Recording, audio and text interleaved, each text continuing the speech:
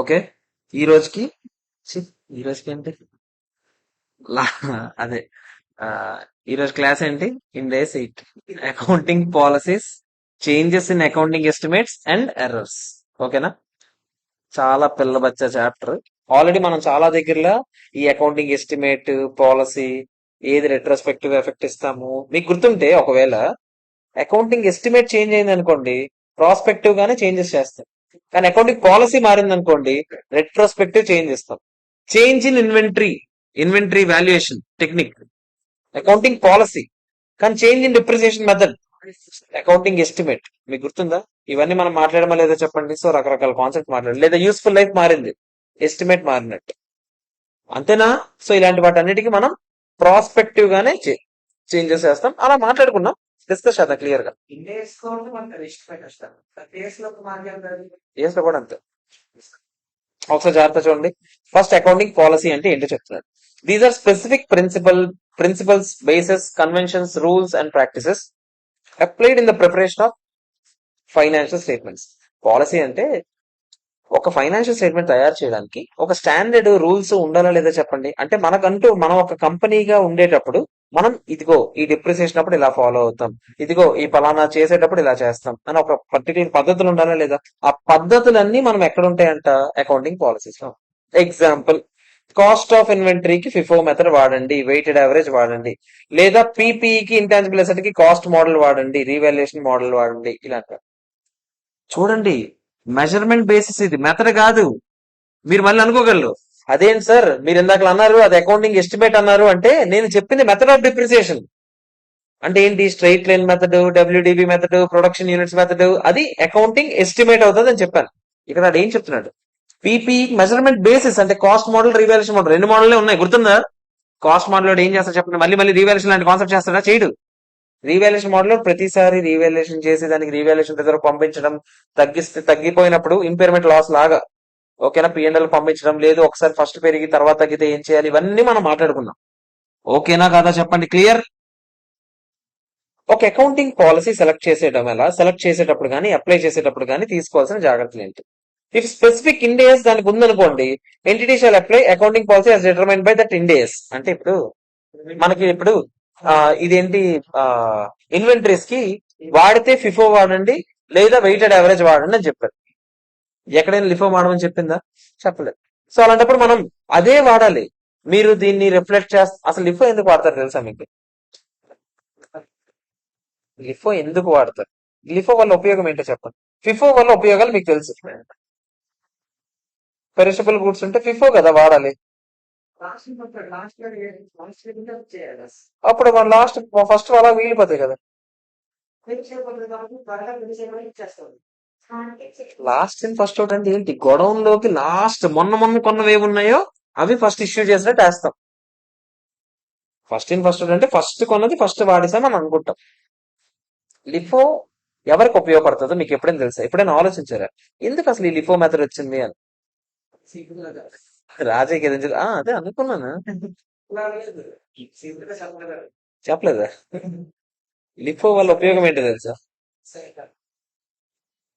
అంటే ఏదో ఒక ఉపయోగమైన ఉండాలా? ఈ లిఫో అనేది వాడదాం మనం ఆలోచించే వాడికి ఒక్క ఉపయోగమైన ఉండాలి.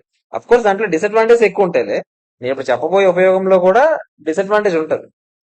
ఎప్పుడు ఉపయోగపడుతుంది బాగా? ఎప్పుడు ఏదైతే రీసెంట్ గా కొన్నామో అదే ఫస్ట్ ఇష్యూ చేసాం అని అనుకుంటాం. ఏమో తెలుసా? చూడండి, మీరు చిన్నప్పుడు చదువుకుని ఉంటే మీకు, మనం ఇన్వెంటరీ స్టాక్ టేకింగ్ లో ఎలా చేస్తామంటే, రిసీట్స్ ఇక్కడ వేస్తాం. రిసీట్స్ లో క్వాంటిటీ, రేట్, వాల్యూ. సేమ్ పక్కనే కాలం ఉంటుంది ఇష్యూస్, క్వాంటిటీ, రేట్, వాల్యూ. ఇది closing balance. Same quantity, rate, value. ఆలోచించండి, నేను ఒక వస్తువు కొన్నాను, 100 కేజీలు కొన్నాను. అది కొన్నప్పుడు స్టార్టింగ్ లో 10 రూపాయలు పెట్టి కొన్నాను. అంటే దాని వాల్యూ ఎంత? 1000 రూపాయలు. నేను అది వాడలేదు. వాడాను అనుకుందాం, 50 వాడాను. 50 వాడితే పరిస్థితి చెప్పండి. 50 వాడేశాను, ఒకే ఒకటి ఉంది, 10 రూపీస్ వాడేశాను, 500 అయిపోయింది. ఓకేనా? అడ్డగా ఉంటే పోనీ 60 వేసుకుంది. ఓకేనా? 600 అయిపోయింది. క్లోజింగ్ బ్యాలెన్స్ ఎంత? 40, 10, ఇది ఒప్పుకుంటారా లేదా చెప్పండి? అంతేనా? జాగ్రత్తగా వినండి. ఒక నెల రోజులు అయింది. నెల రోజులు అయిన తర్వాత ఇవి టొమాటోలు అనుకుందాం. నేను అదేదో కెచప్ కంపెనీ టొమాటోలు అనుకుందాం. టొమాటోలు రోజులు టొమాటో రేట్లు బేభత్సంగా పెరిగిపోయి సడన్ గా పెరిగిపోతుంటాయి కదా మధ్య మధ్యలో. అలా బేభత్సంగా పెరిగిపోయి ఒక 200 కేజీలు టొమాటోలు కొన్నాను. చాలా బేభత్సంగా పెరిగిపోయి ఒక్కసారి 10 రూపాయలు కాస్త మీకు తెలుసు చాలా ఫ్లక్చువేట్ అయిపోతాను టొమాటో ప్రైస్ పెరిగినప్పుడు. ఆకాశం కంటే లేదా చెప్పండి, 130 రూపీస్ అయిపోయింది అనుకుందాం. 130 రూపీస్ అయిపోయింది అనుకుందాం కేజీ. 200 ఇంటూ 130 ఎంత చెప్పండి? 26,000. అంతేనా? ఇప్పుడు ఇష్యూ చేశాను, టొమాటోలు వాడుతున్నాను. వాడేటప్పుడు నేను 30 కేజీలు కావాలనుకోండి. ఫిఫో వాడినాడు ఏం చెప్తాడు చెప్పండి? ఈ 30 ఎప్పుడు వాడామని అనుకుంటాడు? స్టార్టింగ్ లో కొన్నాం కదా, 10 రూపాయలు పెట్టి కొన్నాం కదా. ఫిఫో మెథడ్ ఏం చెప్తుంది? ఫస్ట్ వచ్చింది ఫస్ట్ వాడేసామని చెప్పింది. ఫస్ట్ వచ్చిందేమో ఇవే కదా. ఫస్ట్ ఆ రోజుకి ఇంకేం జరగలేదు అనుకుందాం పోనీ. క్లోజింగ్ బ్యాలెన్స్ లో 2 రకాలు ఉన్నాయి. 40 కేజెస్ ఏమో 10 రూపాయలు ఉన్నాయి. 200 కేజెస్ ఏమో 130 రూపీస్ ఉన్నాయి. అంతేనా? నెక్స్ట్ ఎప్పుడైనా ఇష్యూ జరిగితే జాగ్రత్తగా ఆలోచన చెప్పండి.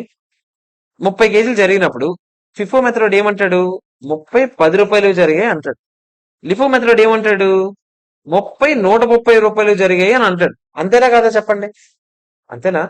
మీరు నాకు చెప్పండి, ఈ ఇష్యూస్ ఏదైతే జరిగాయో అదే కదా దాని తాలూకా మన కాస్ట్ ఆఫ్ ప్రొడక్షన్. అంతేనా కదా చెప్పండి? ఇప్పుడు ఈ 30 కేజీలు తయారు చేయడానికి నీకు మెటీరియల్ ఎంత అయిందిరా? 30 కేజీలు దాంతో నేను ఒక బాటిల్ తయారు చేశాను అనుకుందాం. ఒక బాటిల్ కెచప్ తయారు చేశాను అనుకుందాం. ఒక బాటిల్ కెచప్ తయారు చేయడానికి నీకు మెటీరియల్ ఖర్చు ఎంత అయిందిరా అని అడిగాను అనుకోండి. ఫిఫో వాడినాడు ఏం చెప్తారు చెప్పండి?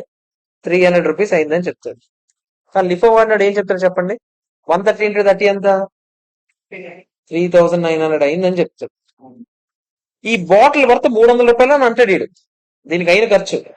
కానీ మీరు నాకు చెప్పండి, రీసెంట్ ట్రెండ్స్ లో చూస్తే టొమాటో కచప్ అమ్మడానికి నేను అదే ప్రైజ్లు పెట్టుకుందాం అంటే ఇకపైన అనుకుందాం ఇవి 130 ఉంటది అనుకుందాం 130 స్టేబిలైజ్ అయిపోయింది. 130 తప్ప మరి తగ్గే ఛాన్సే లేదు అనుకుందాం. అలాంటప్పుడు ఇది కరెక్ట్ ప్రైజింగ్ ఇస్తుందా? ఇది కరెక్ట్ ప్రైజింగ్ ఇస్తుంది. ఇప్పుడు నేను దీని మీద ప్రాఫిట్ మార్జిన్ వేసుకోవాలా? ఇదైతే నేను 10% ప్రాఫిట్ మార్జిన్ వేసుకుంటే 300 మీద వేసుకోవాలి. అవునా కదా చెప్పండి? ఇదైతే దీని మీద వేస్తాను. ఏది కరెక్ట్ గా ఉంటుంది చెప్పండి? ఇచ్చేదేనా?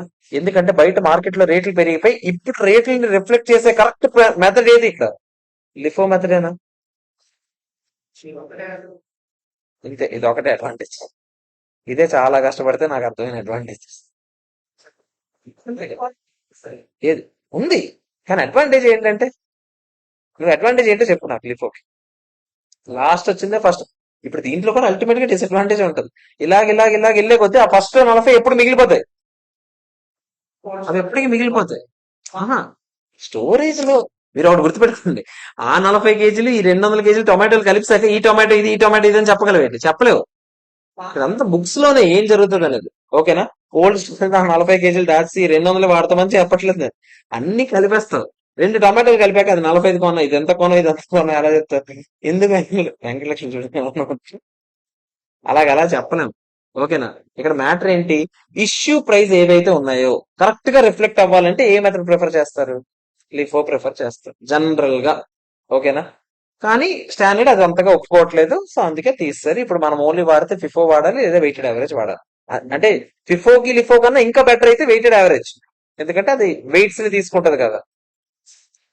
Simple average method, simple average ఉంది, ఫిఫో ఉంది, లిఫో ఉంది, వెయిటెడ్ యావరేజ్ ఉంది, స్టాండర్డ్ ప్రైస్ మెథడ్ ఉంది, రీప్లేస్మెంట్ ప్రైస్ మెథడ్ ఉంది, FIFO using base stock method ఉంది, LIFO using base stock method ఉంది. ఇలా గొప్పడు ఉన్నాయి. ఇవన్నీ ఇంటర్ క్లాసులోనే ఉంటాయి మీకు. ఓకేనా? సో అసలు ఎందుకు వచ్చాయి ఇక్కడికి? ఎక్కడ నుంచి వచ్చాయి? సో అది కాస్ట్ ఆఫ్ ఇన్వెంటరీస్ జనరల్ గా ఉంది. ఓకేనా?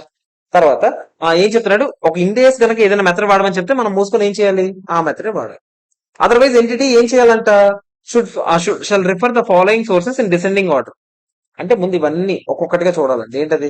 Any other Indus on similar transaction. ఇలాంటి ట్రాన్సాక్షన్స్ మీద ఇంకేదైనా ఇండియస్ ఏదైనా ప్రిస్క్రైబ్ చేసింది అనుకోండి, అదే వాడండి. Frame work of Indus frame work చూడండి. అది జనరల్ గా ఏ పాలసీ వాడితే బెటర్ ఆ ఫ్రేమ్ వర్క్ కి తగినట్టుగా అదే వాడండి. Pronouncement of international accounting standards boards ఏమైనా చెప్పింది అనుకోండి, అది వాడండి. లేదా other standard setting boards, US gap ఇలాంటివి ఏమైనా ఉన్నాయనుకోండి, అది వాడండి. గ్యాప్ అంటే జనరల్లీ యాక్సెప్టెడ్ అకౌంటింగ్ ప్రిన్సిపల్స్. ఓకేనా? లేదా అందరు ఇండస్ట్రీలో ఏది వాడుతున్నారో ఇంకేది తప్పట్లేదు, ఇండస్ట్రీలో అందరూ ఏది వాడతారు అదే వాడి. ఓకేనా? ఇలాగ ఈ ప్రిఫరెన్స్ లో వెళ్ళండి. ఇలా కింద నుంచి అని కదా, అంటే ఇక్కడ దీని డిసెండింగ్ ఆర్డర్ అంటే ఇది ఇలాగా అనాలి. ఓకేనా? ఒకటి తర్వాత ఒకటి తర్వాత. క్లియరా కాదా చెప్పండి. Entity shall select and apply its accounting policy consistently for similar transactions. అంటే కన్సిస్టెన్సీ ప్రిన్సిపల్ ఏంటి? మన ఫండమెంటల్ అకౌంటింగ్ అజంప్షన్స్ లో కన్సిస్టెన్సీ అనేది ఫండమెంటల్ అకౌంటింగ్ అజంప్షన్. అంటే ఏంటి కన్సిస్టెన్సీ అంటే? కన్సిస్టెన్సీ ఇంకా రెండు ఏంటో తెలుసా? Fundamental accounting assumptions, accrual, going concern. ఈ మూడు ఫండమెంటల్ అకౌంటింగ్ అజంప్షన్స్. అందులో వన్ ఆఫ్ ది అజంప్షన్ ఇప్పుడు ఏం చెప్పాం మనం? కన్సిస్టెన్సీ. కన్సిస్టెన్సీ అంటేనే ఏం చెప్తుంది అది? ఒక అకౌంటింగ్ పాలసీ సెలెక్ట్ చేసుకుంటే అదే అకౌంటింగ్ పాలసీని రెగ్యులర్ గా వాడుతూ ఉండాలి. మార్చొచ్చా? మార్చకూడదు, కానీ కొన్ని సందర్భాల్లో మార్చొచ్చు. ఎప్పుడెప్పుడు మార్చొచ్చు చెప్పండి? కరెక్ట్ గా రిఫ్లెక్ట్ చేస్తుంది కొత్త మెథడే అని అనిపించినప్పుడు మార్చొచ్చు. లేదా లాయే చెప్పింది అనుకోండి మార్చుకోండి అని, అప్పుడు కూడా మనం బెటర్ ప్రెజెంటేషన్ అంటే కరెక్ట్ గా రిప్రజెంట్ చేస్తుంది అనేది బెటర్ ప్రెజెంటేషన్. రెండే రెండే రెండే. ఓకేనా కదా చెప్పండి. క్లియరా కాదా? ఇది మ్యాటర్. ఓకేనా? ఇదిగో చూడండి రెండే. Entity shall change in accounting policy if it is required by Ind AS, లేదా it results in more providing more reliable and valuable information. క్లియరా? ఓకేనా కదా? అప్పుడే మార్చండి, కానీ మామూలుగా ఎప్పుడు పడితే అప్పుడు మార్చొచ్చా? మార్చకూడదు. ఓకేనా కాదా? కొన్ని మారిస్తే అది అకౌంటింగ్ పాలసీ మార్చినట్టు కాదని చెప్తున్నాడు. అదేంటో చూడండి. Application of accounting policy for transaction the different substance. అదేరా, ఇప్పుడు కొన్నిసార్లు పీపీఈకి రీవాల్యుయేషన్ మోడల్ వాడుతున్నాం, కానీ పీపీఈ కాస్త ఇన్వెస్ట్మెంట్ ప్రాపర్టీ అయిపోయింది అనుకోండి. ఇన్వెస్ట్మెంట్ ప్రాపర్టీ స్టాండర్డ్ ఏం చెప్పింది? ఓన్లీ కాస్ట్ మోడలే వాడాలని చెప్పింది. అప్పుడు నేను సచ్చినట్టు ఏం చేస్తాను చెప్పండి? Cost model. అలాంటప్పుడు మార్చుకోవచ్చా లేదా? స్టాండర్డ్ చెప్పింది, మనం ఇంకేం చేయలేం కదా. లేదా ఇప్పుడు ఇప్పుడు వరకు ఎప్పుడు జరగనిది ట్రాన్సాక్షన్ ఒకటి కొత్తగా జరగబోతుంది. కొత్త ప్రాపర్టీ ప్లాంట్ అండ్ ఎక్విప్మెంట్ కొంటాం. ఇప్పటి వరకు అసలు అలాంటి class of property plant and ఎక్విప్మెంటే లేవు. అలాంటి క్లాసే లేకపోతే దానికి నేను కాస్ట్ మోడల్ సెలెక్ట్ చేసుకోవచ్చా లేదా చెప్పండి? మీకు నేను చెప్పాను, ఒకే క్లాస్ లో ఉన్నవన్నీ ఒకే మోడల్ ఉండాలని చెప్పాను, కానీ డిఫరెంట్ క్లాసెస్ కి డిఫరెంట్ మోడల్స్ వాడుకోవచ్చా? మీకు గుర్తుందా? క్లాస్ ఏ అసెట్స్ అన్నిటికీ revaluation model, class B assets అన్నిటికీ కాస్ట్ మోడల్ వాడుకోవచ్చా లేదా? వాడుకోవచ్చు, కానీ ఒక క్లాస్ లో ఉన్న అసెట్స్ కి మళ్ళీ ఒకటే మోడల్ వాడు. అర్థమైందా లేదా చెప్పండి? Clear? Applying change in accounting policy. అదేం చెప్తున్నా చూడండి. ఒకవేళ చేంజ్ ఇన్ అకౌంటింగ్ పాలసీ జరిగితే ఏం చేయాలి? మీకు చెప్పాను కదా, రెట్రోస్పెక్టివ్ గా ఇంపాక్ట్ ఇవ్వాలి అని. అంతేనా కదా చెప్పండి? Apply such accounting policy on the transaction for the very first day నుంచి జరిగితే ఏం జరుగుతుందో చేయాలి. ఓకేనా? దానివల్ల ఏమవుతుందో చెప్పండి? ఫస్ట్ డే నుంచి అన్ని మారిస్తే ఆబ్వియస్లీ లాస్ట్ ఇయర్ ఫిగర్స్ అన్ని మారుతాయి. లాస్ట్ ఇయర్ అన్ని ఫిగర్స్ మారుతాయి. ఇప్పుడు అన్ని మార్చుకుంటూ వద్దామంటే కుదరదు. అంతేనా? అప్పుడు మీరు ఏం చేయాలి? లాస్ట్ ఇయర్ ఫిగర్లు అన్ని బిఫోర్ లాస్ట్ ఇయర్ వస్తాయి కదా, అది మొన్నటి ఫిగర్లు ఎలాగో ఈసారి ఫైనాన్షియల్ స్టేట్మెంట్స్ లో కంపారిటివ్ ఇన్ఫర్మేషన్ అని చూపిస్తామా లేదా? మీకు గుర్తుంటే ఇంటర్లో చదువుకున్నాం, బ్యాలెన్స్ షీట్ ఫార్మాట్ లో ఈ ఇయర్ తో పాటు ప్రీవియస్ ఇయర్ ఫిగర్స్ వేస్తామా లేదా? దాన్ని ఏమంటాం? కంపారిటివ్ ఇన్ఫర్మేషన్ అంటాం. ఆ కంపారిటివ్ ఇన్ఫర్మేషన్ లో మీరు ఏం చేయాలి? అడ్జస్ట్ చేయాలి. అప్పటి వరకు జరిగిన పెంట్ అంతా కంపారిటివ్ ఇన్ఫర్మేషన్ అడ్జస్ట్ చేయండి. ప్రాక్టికల్ గా చూస్తారు కదా సమ్. ఓకేనా? ఆబ్వియస్లీ మరి ఈ సంవత్సరం ఏమవుతుందో చెప్పండి? ఓపెనింగ్ బ్యాలెన్స్ అన్ని మారిపోతే లేదా చెప్పండి? దాన్ని బట్టి మీరు ఎలా మార్చుకోవాలో అలా మార్చుకోవాలి. క్లియరా కాదా చెప్పండి? ఓకేనా కాదా? Entity shall also present a third balance sheet at the beginning of previous year. అంటే చూడండి, అంటే ఏంటో చెప్తాం. 2012-13 లో ఒక అసెట్ కొని దానికి అసెట్ వద్దులే, ఇన్వెంటరీకి మనం ఫిఫో మెథడ్ వాడుతున్నాం. 2012-13 నుంచి ఫిఫో మెథడే వాడుతున్నాం అనుకోండి, అనుకుందాం. ఇప్పుడు సడన్ గా 2022-23 వరకు కూడా నేను ఫిఫోయే వాడుతున్నాను. 2023-24 లో నేను ఏం ఫిక్స్ అయ్యానంటే ఫిఫో కాదు వెయిటెడ్ యావరేజ్ వాడాలని ఫిక్స్ అయ్యాను. Change in accounting policy. Retrospective effect ఇవ్వాలా లేదా చెప్పండి? రెట్రోస్పెక్టివ్ ఎఫెక్ట్ ఇచ్చేటప్పుడు అడేమంటాడు? 2023-24 ఇన్ఫర్మేషన్ ఎలాగో మారుస్తారు, ఎందుకంటే ఈ సంవత్సరమే కదా. 2023-24 లో ఎలాగో 2022-23 ఫిగర్స్ వేస్తారా లేదా చెప్పండి? అంతేనా కాదా? ఆ ఫిగర్స్ కూడా మారుస్తారు. ఎక్స్ట్రాగా ఒక థర్డ్ బ్యాలెన్స్ షీట్ తయారు చేయాలి మీరు. ఇది చాలా చాలా ఇంపార్టెంట్. ఈ థర్డ్ బ్యాలెన్స్ షీట్ పాయింట్ చుట్టూ కనీసంలో కనీసం 3-4 క్వశ్చన్లు మినిమం ఉంటాయి. మినిమం అంటే ఉన్నది 20 క్వశ్చన్లు ఈ చాప్టర్ లో, 4-5 క్వశ్చన్లు దీని మీద ఉంటాయి. చూసుకోండి. థర్డ్ బ్యాలెన్స్ షీట్ అంటే ఏంటి తెలుసా? ఇప్పుడు ఇది ఇయర్ ఏంటి? 23-24 అనుకుందాం మనం. ఈ ఇయర్ ప్రీవియస్ ఇయర్ ఏమవుతుంది? 22-23. ఇది దిస్ ఇయర్, అంతేనా? ఇది ప్రీవియస్ ఇయర్, అంతేనా కదా చెప్పండి? థర్డ్ బ్యాలెన్స్ షీట్ ఏం చేస్తుంది తెలుసా?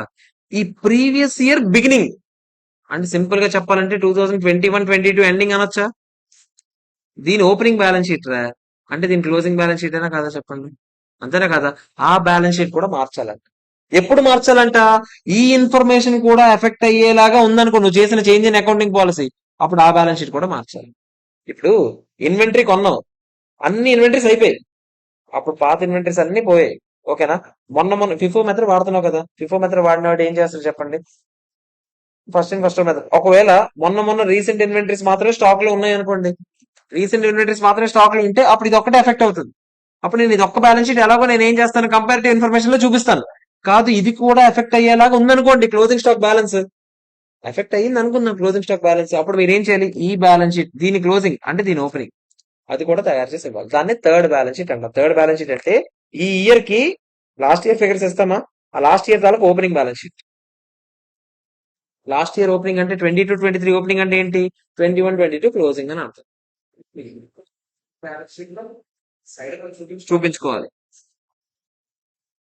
మార్చం, ఇది కంపారిటివ్ ఇన్ఫర్మేషన్ మారుస్తుంటే ఆ ఇయర్ బ్యాలెన్స్ షీట్ ఎలా మార్చేస్తావు, అయిపోయింది. ఇప్పుడు జస్ట్ చూపించుకోవడానికి ఇది అంతే.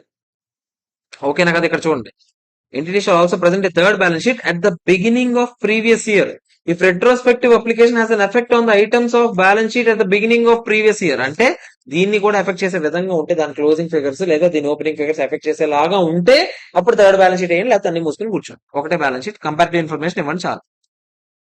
అర్థమైందా లేదా చెప్పండి, క్లియరా కాదా? ఒకవేళ రెట్రోస్పెక్టివ్ కుదరదు సార్, ప్రాక్టికల్ గా కుదరదు అంటే మీరు ఏం చేయొచ్చు? If retrospective application is impracticable, entity cannot apply accounting policy retrospectively after making every reasonable effort to do so, then entity could apply accounting policy prospectively. ఎంత చేసినా మా వల్ల కావట్లేదు అనిపిస్తే అప్పుడు మీరు ఏం చేస్తారు? ప్రాస్పెక్టివ్ గా. అర్థమైందా లేదా చెప్పండి, క్లియరా కాదా? అకౌంటింగ్ పాలసీ చేంజ్ అయినప్పుడు కింద కొన్ని డిస్క్లోజ్ చేయాలి కదా మరి, ఆబ్వియస్లీ మనం చదువుతుందే ఫైనాన్షియల్ రిపోర్టింగ్ ఇంపార్టెంట్ మనకి, అవునా కదా చెప్పండి? నేచర్ ఆఫ్ చేంజ్, అసలు ఏంటి, ఏది చేంజ్ అయింది, ఎలా చేంజ్ అయింది, రీజన్ ఎందుకు చేంజ్ చేశారు, ఎఫెక్ట్ ఏంటి, కరెంట్ ఇయర్ మీద ఏంటి, ప్రీవియస్ ఇయర్ మీద ఏంటి. రెట్రోస్పెక్టివ్ గా ఇంప్రాక్టికబుల్ అయితే ఎందుకు ఇంప్రాక్టికబుల్, రీజన్ చెప్పాలి కదా, అంతేనా? If entity has not applied A newly issued in days, అలాగే ఒకవేళ కొత్త ఇండేస్ వచ్చింది, నువ్వైనా చేంజెస్ చేయాలి. కొత్త ఇండేస్ ప్రకారం ఎప్పుడు ఫిఫో వాడకూడదు అని చెప్పాడు, వెయిటెడ్ యావరేజ్ వాడాలని చెప్పాడు, అయినా నువ్వు వాడలేదు. ఎందుకు వాడలేదు, రీజన్ ఏంటి? డిస్క్లోజ్ దిస్ ఫ్యాక్ట్, దానివల్ల ఇంపాక్ట్ ఎలా ఉండబోతుంది.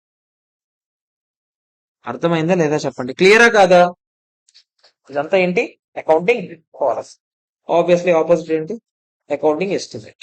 ఎస్టిమేట్ అంటే బ్యాడ్ డేట్స్ ఎంత వస్తాయని ప్రొవిజన్ పెట్టుకున్నాం. Depreciation method, warranty of method చూసారు ఇక్కడ ఉంది, డిప్రిసియేషన్ మెథడ్. ఇందాక ఏంటి? డిప్రిసియేషన్ మోడల్ అంటే ఏంటి? కాస్ట్ మోడల్, రీవాల్యుయేషన్ మోడల్ అక్కడ ఉంది. ఓకేనా? యూస్ఫుల్ లైఫ్, రెసిడ్యూల్ వాల్యూ, ఇవన్నీ ఏమవుతాయి చెప్పండి? ఎస్టిమేట్స్. అంటే మనం అనుకుంటున్న అంచనా ప్రకారం ఇలా అని, అది మారిపోవచ్చు ఈజీగా. ఎస్టిమేట్ మారొచ్చు ఎప్పుడైనా, ఎస్టిమేట్ మారిస్తే అసలు ఏ ప్రాబ్లం లేదు, ఎందుకంటే ఎప్పుడు పడితే అప్పుడు మారిపోతుంది. అందుకే కదా దాన్ని ఎస్టిమేట్ అన్నా, అవునా కదా? ఎస్టిమేట్ అంటేనే అంచనా, పాలసీ అంటే ఒక సిద్ధాంతం, సిద్ధాంతాలు మార్చకూడదు, అంచనాలు మారొచ్చు కానీ. ఓకేనా కదా చెప్పండి, క్లియరా కాదా? ఇట్లుంటది రా నాకు. Change in accounting estimates. Accounting estimate మారితే ఏం చేయాలి చెప్పండి? మీకు ఏం చెప్పాను? Entity shall revise an accounting estimate if circumstances changes as a result of new information వల్ల గానీ, లేదా మోర్ ఎక్స్పీరియన్స్ రావడం వల్ల గానీ. నేను ఆబ్వియస్లీ ఏం చేస్తాను చెప్పండి? అంచనాలు మారుతాయి లేదా? నేను ఇప్పుడు వస్తాను అనుకున్నా, 10 మంది వస్తారు అనుకున్నా, నా ఎక్స్పీరియన్స్ నాకు తెలుసు. నేను ఫస్ట్ టైం ఏమో 30 మంది వస్తారు అనుకున్నా, నాకు తెలుసు నెక్స్ట్ టైం ఏమవుతుందో. ఫస్ట్ టైం వచ్చిన ఎక్స్పీరియన్స్ బట్టి నేను నెక్స్ట్ టైం ఓకే అలా కాదు, లాస్ట్ టైం ఒక 10 మంది వచ్చారంటే ఇప్పుడు ఒక 3 ఎక్స్ట్రా వస్తారు, లేదా 4 ఎక్స్ట్రా వస్తారు, ఆ మాత్రం అంచనా వేసుకుంటారు. అంతేనా కాదో చెప్పండి? సో ఇదే అంచనా. ఆబ్వియస్లీ ఇది ప్రాస్పెక్టివ్ ఎఫెక్ట్ ఇస్తామా, రెట్రోస్పెక్టివ్ ప్రాస్పెక్టివ్ ఎఫెక్ట్ ఇస్తామని చెప్పాం. దానికి కూడా డిస్క్లోజ్ చేయాలా లేదా? ఏది చేంజ్ అయింది, ఎంత అమౌంట్ చేంజ్ అయింది, తర్వాత కరెంట్ ఇయర్ ఇంపాక్ట్ ఏంటి, future year impact. Past year ఇంకా సంబంధం లేదు, ఎందుకంటే ఇప్పటి నుంచే కదా చేస్తున్నాము, అవునా కదా చెప్పండి? ఒకవేళ ఎస్టిమేట్ ఫ్యూచర్ లో ఎంత ఇంపాక్ట్ ఇవ్వబోతుందో మనం ఎస్టిమేట్ చేయలేకపోతే రీజన్ కూడా చెప్పండి, ఆ బుక్ చెప్పండి, మేము చేయలేకపోతున్నాం, ఫ్యూచర్ ఇంపాక్ట్ ఏంటో తెలియదు. అర్థమైందా లేదా చెప్పండి, క్లియర్? అదర్ పాయింట్స్ చూడండి. Change in accounting estimate cannot be treated as prior period errors అని అనకూడదు. ఎస్టిమేట్ మారితే ప్రియర్ పీరియడ్ ఎర్రర్ అంటే ఏంటి? లాస్ట్ ఇయర్ లో జరిగిన తప్పుల్ని ఎర్రర్స్ అంటాం. ఇది తప్పు కాదు, అంచనా కదా, అవునా కదా చెప్పండి? సో అది మారితే ఎర్రర్ అని చెప్పొచ్చా? If it is difficult to distinguish between change in accounting policy and change in accounting estimate, then treat it as accounting estimate అండి. పాలసీ ఎస్టిమేట్ అర్థం కావట్లేదు, కళ్ళు మూసుకొని ఏం చెప్పే మాట్లాడు, ఎస్టిమేట్ అని చెప్పి. క్లియర్? ఓకే. ఏ అంటే మనకు ఒకవేళ ఏదైనా ఒక అది ఏంటి పాలసీ లాగా అవుతుందో ఎస్టిమేట్ లాగా అవుతుందో మనం కన్ఫ్యూజ్ అవుతుంటే మాక్సిమం దేనికి ఇవ్వాలి ప్రిఫరెన్స్, ఎస్టిమేట్ కి ఇచ్చింది. క్లియరా కాదా చెప్పండి, ఓకేనా? లాస్ట్ అండ్ ఫైనల్ ఏంటి? ఎర్రర్స్. ఎర్రర్స్ అంటే ఏంటి? తప్పులు. ఓకేనా? తప్పుల గురించి మనం ఏం చేయబోతున్నాం? ఒమిషన్ అవ్వచ్చు, మిస్‌స్టేట్‌మెంట్ అవ్వచ్చు. ఒమిషన్ అంటే ఏంటి? వదిలేయడం. దాన్నే ఒమిషన్ అంటారు. అంతేనా? మిస్‌స్టేట్‌మెంట్ అంటే అది నార్మల్ తప్పు. ఎగ్జాంపుల్ లో చూడండి, error of commission, error of omission, error of principle, fraud, classification error, etcetera రకరకాల తప్పులు ఉంటాయి. క్లాసిఫికేషన్ ఎర్రర్ అంటే ఏంటి? కరెంట్ లయబిలిటీని నాన్ కరెంట్ గానో, నాన్ కరెంట్ కరెంట్ గానో, లేకపోతే ఇక్కడ చూపించాల్సింది అక్కడో ఇలాంటివి ఏమైనా చూపిస్తే అది క్లాసిఫికేషన్ ఎర్రర్. ఫ్రాడ్ కావాలనే చేస్తే తప్పు. ఎర్రర్ ఆఫ్ ప్రిన్సిపల్ అంటే అంతే, నామినల్ అకౌంట్ కి వేయాల్సిన ప్రిన్సిపల్ దీనికి వాడేసి అలాంటివన్నీ ఇందులోకి వస్తాయి. ఎర్రర్ ఆఫ్ ఒమిషన్ అంటే, ఎర్రర్ ఆఫ్ కమిషన్ అంటే ఒకటి వాడబోయేది ఇంకోటి వాడాలి. ఓకేనా? ఇలాంటివన్నీ ఇందులోకి వస్తాయి. ఓకేనా? ఇలాంటి వాటిని అన్నింటినీ ఎర్రర్స్ అంటాము. ఈ ఎర్రర్స్ ని ఏం చేయాలి? Entity shall correct the prior period errors retrospectively. Retrospective అని చూసిన వెంటనే మీరు ఏం చేయాలి చెప్పండి? ఆబ్వియస్లీ కంపారిటివ్ ఇన్ఫర్మేషన్ మార్చాలి. ఆబ్వియస్లీ కంపారిటివ్ ఇన్ఫర్మేషన్ తాలూకు ఓపెనింగ్ బ్యాలెన్స్ కూడా మనం వెయ్యాలా లేదా చెప్పండి? దానికి సంబంధించి దాన్ని ఏమంటాం? థర్డ్ బ్యాలెన్స్ షీట్ అంటామని చెప్పానా? అంతేనా? మీకు చెప్పాను కదా ఇందాకలే, అదే చెప్పాను. రెట్రోస్పెక్టివ్ ఇంప్రాక్టికబుల్ అయితే ఏం చేయాలి చెప్పండి? ఆబ్వియస్లీ ప్రాస్పెక్టివ్ గానే చేస్తాం. ఓకేనా కాదా? డిస్క్లోజర్స్ ఏం చేయాలి? నేచర్ ఏంటి, ఎఫెక్ట్ అంత, ఇయర్ అంతా, లాస్ట్ ఇయర్ అంతా, రెట్రోస్పెక్టివ్ గా లేకపోతే రీజన్ ఏంటి క్లియర్ గా చెప్తాం. అయిపోయింది, స్టాండర్డ్. క్లియర్? ఓకేనా కదా చెప్పండి. ఎన్ని క్వశ్చన్స్ ఉన్నాయన్నారు? 20. First book second book?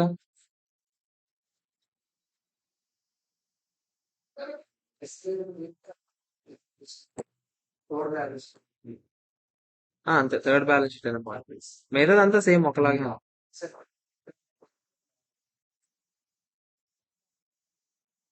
ఇది అయిపోయింది కదా చలాగ్గా. 607 సెకండ్ మాడ్యూల్. ఎన్ని క్వశ్చన్స్ అన్నారు?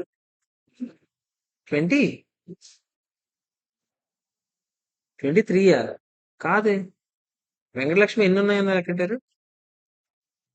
ఎక్కువ ఉన్నాయి. ఫస్ట్ క్వశ్చన్ అయిపోయింది. క్యాన్ అన్ ఎంటిటీ వాలంటరీగా చేంజ్ చేయొచ్చా? థియరీ క్వశ్చన్ రా.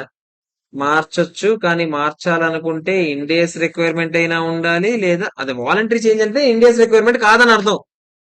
వాలంటరీగా చేంజ్ చేయొచ్చా అంటే నా అంతటి నేనే ఎప్పుడు చేంజ్ చేసుకోవచ్చు. ఎప్పుడు చెప్పండి? అప్రోప్రియేట్ ప్రెజెంటేషన్ కోసం, అది రిలయబుల్ గా ఉంటది, ఈ మెథడ్ అని అనిపించినప్పుడు చేయొచ్చా లేదా చెప్పండి? చేసుకోవచ్చు. సో అదంతా రాయండి, ఇంకా చదువుకుందంతా. ఓకే, సెకండ్ క్వశ్చన్ చూడండి. అలా ఎవడెవడలే ప్రపంచంలో క్వశ్చన్. సెకండ్ క్వశ్చన్ చూడండి.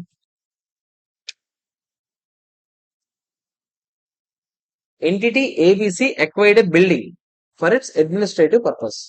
ఆబ్వియస్లీ అది ప్రాపర్ అడ్మినిస్ట్రేటివ్ పర్పస్ కోసం వాడేది ఎప్పుడైనా ప్రాపర్టీ, ప్లాంట్ అండ్ ఎక్విప్మెంట్ లోనే చూపిస్తాం. అంతేనా కదా చెప్పండి? అంతే కదరా, మన అడ్మినిస్ట్రేటివ్ పర్పస్ వాడినా ప్రాపర్టీ, ప్లాంట్ అండ్ ఎక్విప్మెంట్. దాని నుంచి రెంటల్ ఇన్కమ్ లాంటిది ఏదైనా వస్తే అప్పుడు అది ఏమవుతుంది? Investment property. 2022 అది 23లో 22-23 ఏదో ఒకటి కొత్త ఆఫీస్కి వెళ్ళిపోయి పాత ఆఫీస్ ఏం చేశారంట? థర్డ్ పార్టీ వాళ్ళకి లీజ్కి ఇచ్చారంట. అంటే ఇది ఏమైంది చెప్పండి ఇప్పుడు? పీపీఈ నుంచి ఏమైంది? Investment property. Following the change in usage of building, పీపీఈని ఇన్వెస్ట్మెంట్ ప్రాపర్టీగా క్లాసిఫై చేశారంట. ఓకే, ఇప్పుడు ఇది చేంజ్ ఇన్ అకౌంటింగ్ పాలసీ అవుతుందా అవ్వదా? చెప్పండి. మీకు నేనేం చెప్పాను చెప్పండి? చేంజ్ ఇన్ అకౌంటింగ్ పాలసీ అంటే మీరు అక్కడ ఎందుకు మారుస్తున్నాం చెప్పండి? స్టాండర్డ్ బట్టి మనం అక్కడ చెయ్యాల్సింది అది కాదు, ఇది వాడాలి, ఇకపైన ఇన్వెస్ట్మెంట్ ప్రాపర్టీ కింద క్లాసిఫై చేయాలి, ఇలాంటివన్నీ చెప్పారు కాబట్టి మనం ఏం చేస్తున్నాము? దాన్ని తీసుకెళ్లి ఇన్వెస్ట్మెంట్ ప్రాపర్టీలో క్లాసిఫై చేసి, ఇప్పటి వరకు క్లాసిఫై చేస్తుంది ఇందులో చూపించాం, ఇప్పుడు ఇకపైన ఇలా క్లాసిఫై చేస్తాం. ఇది స్టాండర్డ్ చెప్పింది కాబట్టి నేను ఏమైనా చేశాను ఇందులో ఏమైనా? ఇప్పుడు ఇలాంటివన్నీ అకౌంటింగ్ పాలసీ చేంజ్ అనొచ్చా? అనకూడదు. క్లియరా కాదా చెప్పండి? అరే థీరీ నేను చెప్పట్లేదు, థీరీ మొత్తం మీరు చూడండి, ఇక్కడ చూడండి ఏమేమి రాశాడు చూడండి. ఇండియా 16 డెఫినేషన్ రాశాడు, ఇండియా 40 డెఫినేషన్ రాశాడు. ఇండియా 16 ఏం చెప్పింది, ఇండియా 48 చెప్పింది కూడా రాస్తాడు. ఇండియా 16 ఏమో ఎప్పుడు కాస్ట్ వాడొచ్చు, రీవాల్యుయేషన్ మోడల్ వాడొచ్చు అని చెప్పింది. ఇండియా 40 ఏమో రీవాల్యుయేషన్ మోడల్ వాడకూడదు, ఓన్లీ కాస్ట్ మోడలే వాడాలని చెప్పింది. ఇక్కడ మారినప్పుడు ఆబ్వియస్లీ రీక్లాసిఫై చేసేటప్పుడు చివరిసారిగా వెళ్ళిపోయేటప్పుడు వాడి ప్రకారం మెజర్ చేసి పంపించేస్తాం, గుర్తుందా? అవునా కదా చెప్పండి. ఆ క్లియర్. ఓకే, మూడో క్వశ్చన్ ఏంటో చూద్దామా. 105 ఇక్కడ కూడా అంతే, ఎక్కడైనా అంతే. ఇన్వెస్ట్మెంట్ మోడల్ నుంచి రీవాల్యుయేషన్ మోడల్కి వెళ్ళినా, అది రీవాల్యుయేషన్ నుంచి కాస్ట్కి వెళ్ళినా, కాస్ట్ నుంచి రీవాల్యుయేషన్కి వెళ్ళినా అంతే same. Whether change in functional currency of an entity represents a change in accounting policy. ముందు మనకి ఏం తెలియాలి, ఇది కొంచెం కొత్త పాయింట్. అంటే మీకు ఫారెక్స్ ఇది అవ్వలేదు కదా, changes in foreign exchange rates అవ్వలేదు కదా స్టాండర్డ్. ఒకసారి జాగ్రత్త సార్. ఫంక్షనల్ కరెన్సీ అంటే ఏంటి? ఫస్ట్ ఫంక్షనల్ కరెన్సీ అంటే ఎంటిటీ ఎక్కడైతే ఆపరేట్ చేయబడుతుందో అక్కడ ప్రైమరీ ఎన్వైరన్మెంట్ లో ఏ కరెన్సీ వాడుతున్నారో దాన్నే ఫంక్షనల్ కరెన్సీ అంటారు. ఇంకా ఎగ్జాక్ట్ గా చెప్పట్లేదు నేను, ఎందుకంటే ఎగ్జాక్ట్ గా అందులో మాట్లాడుకుంటాం క్లియర్ గా. ఓకేనా? అంటే ఇప్పుడు ఫర్ ఎగ్జాంపుల్ ఇండియాలో ఆపరేట్ చేస్తున్న వాళ్ళకి అందరికి ఏంటి ఫంక్షనల్ కరెన్సీ, రూపీయే అవ్వాలి జనరల్. ఓకేనా? ఇది చూడండి, ఇదేనా డెఫినేషన్ అంటే కాదు. దీనికి చాలా ఇంకా చాలా ఉంది. ప్రైమరీ ఎన్వైరన్మెంట్ చూస్తాం, సెకండరీ ఫ్యాక్టర్స్ చూస్తాం, చాలా చూస్తాం. ఓకేనా? అవన్నీ నేను ఇప్పుడు చెప్పట్లేదు. ప్రస్తుతానికి ఫంక్షనల్ కరెన్సీ అంటే మీరు మామూలుగా ఎలా గుర్తుపెట్టుకుంటారు, ఒక ప్లేస్ లో ఆపరేట్ చేస్తున్న ఎంటిటీకి ఫంక్షనల్ కరెన్సీ ఆ ప్లేస్ లో ఉన్న కరెన్సీ. నార్మల్ గా అయితే నేను మళ్ళీ చెప్తున్నాను, ఇదే స్టాండర్డ్ అని అనట్లేదు. ఫారెక్స్ స్టాండర్డ్ అదే ఫారెన్ ఎక్స్చేంజ్ స్టాండర్డ్ చూసాక అప్పుడు మనకు క్లియర్ గా క్లారిటీ. ఓకేనా? ఇది మళ్ళీ చెప్తున్నాడు చూసారా, ఇండెక్స్ 21 ఫంక్షనల్ కరెన్సీ ఏదో చెప్పడానికి కొన్ని ఫ్యాక్టర్స్ చెప్పింది. ఓకేనా? ఆ ఫ్యాక్టర్స్ బట్టి మనం చూస్తాం ఫంక్షనల్ కరెన్సీ. మీకు చెప్పాను కదా, primary factors, secondary factors. Primary factors 2 ఉంటాయి, సెకండరీ ఫ్యాక్టర్స్ 4-5 ఉంటాయి. ఓకే, అవన్నీ చూసాక డిసైడ్ చేస్తాం ఫంక్షనల్ కరెన్సీ ఏంటని. ఇండెక్స్ 21 మేనేజ్మెంట్ ఏమో జడ్జ్మెంట్ వాడుకొని ఏది క్లియర్ గా చూసుకొని దాన్ని బట్టి ఏ కరెన్సీ వాళ్ళ ఫంక్షనల్ కరెన్సీ అవుతుందో చూసుకోవాలి. ఇండెక్స్ 21 ఏం చెప్తుందంటే, అది ఇవన్నీ ఫారెన్ ఎక్స్చేంజ్ గురించి మళ్ళీ లింక్ చేస్తున్నాడు. Specifically notes that an entities functional currency reflects the underlying transactions, events and conditions that are relevant to it. అంటే ఆ పర్టికులర్ ట్రాన్సాక్షన్, అది ఎంటర్ అయ్యే ట్రాన్సాక్షన్స్ కానీ, సేల్స్ కానీ, పర్చేసెస్ కానీ అన్ని మేజర్ గా ఆ కరెన్సీలోనే ఎంటర్ అవుతుంది. ఓకేనా? Accordingly once determine the functional currency, అంతగా చేంజ్ చేస్తామా? చేంజ్ చేయం. ఎప్పుడు చేంజ్ చేస్తాము? మనం నిజంగా మనం చేయబోయే ట్రాన్సాక్షన్స్ కానీ, పర్చేసెస్, సేల్స్ అన్ని కూడా కరెన్సీ మారుతున్నాయి అనుకోండి, అప్పుడు ఆబ్వియస్లీ ఫంక్షనల్ కరెన్సీ కూడా ఏమవుతుంది చెప్పండి, మారుతుంది. అంతవరకు అంత ఈజీగా మార్చేస్తాం అటు ఇటు? మార్చకూడదు. ఓకేనా కాదా? ఆర్కే నీకు అయిపోద్దిరా, నీకు ఒంట్లో బాగాలేదమ్మ, ఇప్పుడు చేస్తుంది ఒంట్లో బాగోదే చేసే పనులే. చూడండి next, thus functional currency of an entity is not a matter of accounting policy choice. ఇది అకౌంటింగ్ పాలసీ గురించి మ్యాటరే కాదు.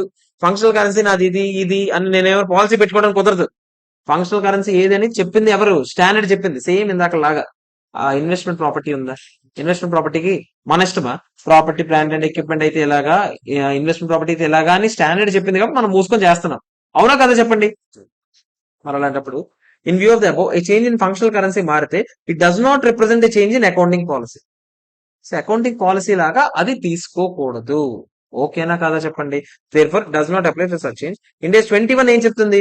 ఒకవేళ ఫంక్షనల్ కరెన్సీ మారితే, ఇండెక్స్ 21 చెప్తుంది ఇదంతా, ఫంక్షనల్ కరెన్సీ మారితే ఎంటిటీ ట్రాన్స్లేషన్ చేయాలి. ట్రాన్స్లేషన్ అంటే ఏంటి అవన్నీ మనం 21 లోనే నేర్చుకుంటాం. ఓకేనా? ప్రాస్పెక్టివ్ గా చేయాలి from the date of change. ఇవన్నీ ప్రస్తుతానికి పక్కన పెట్టండి. అది ఎందుకు చెప్పింది ప్రాస్పెక్టివ్లీ అని? అకౌంటింగ్ పాలసీ అయితే అది కూడా ఏం చెప్పుండాలి? రెట్రోస్పెక్టివ్లీ అని చెప్పుండాలి. అది కూడా ప్రాస్పెక్టివ్ అని చెప్పిందంటే దాని మీనింగ్ ఏంటది? అకౌంటింగ్ పాలసీ లాగా తీసుకోవట్లేదు. ఓకేనా కదా చెప్పండి? క్లియరా కాదా? ఇక్కడ చాలా పాయింట్స్ మీకు వేగ్ గానే ఉంటాయి, ఎందుకంటే మనం ఇంకా ఇండెక్స్ 21 చేయలేదు. క్లియర్? ఓకేనా కదా చెప్పండి? ఓకే, నెక్స్ట్ చూద్దామా.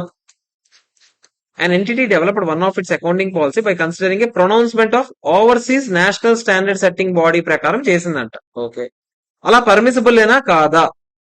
To change the set policy to reflect దాంట్లో ఏదో మళ్ళీ సబ్సిక్వెంట్ అమెండ్మెంట్ జరిగింది, అప్పుడు నువ్వు కూడా అమెండ్మెంట్ చేసుకోవచ్చా లేదా?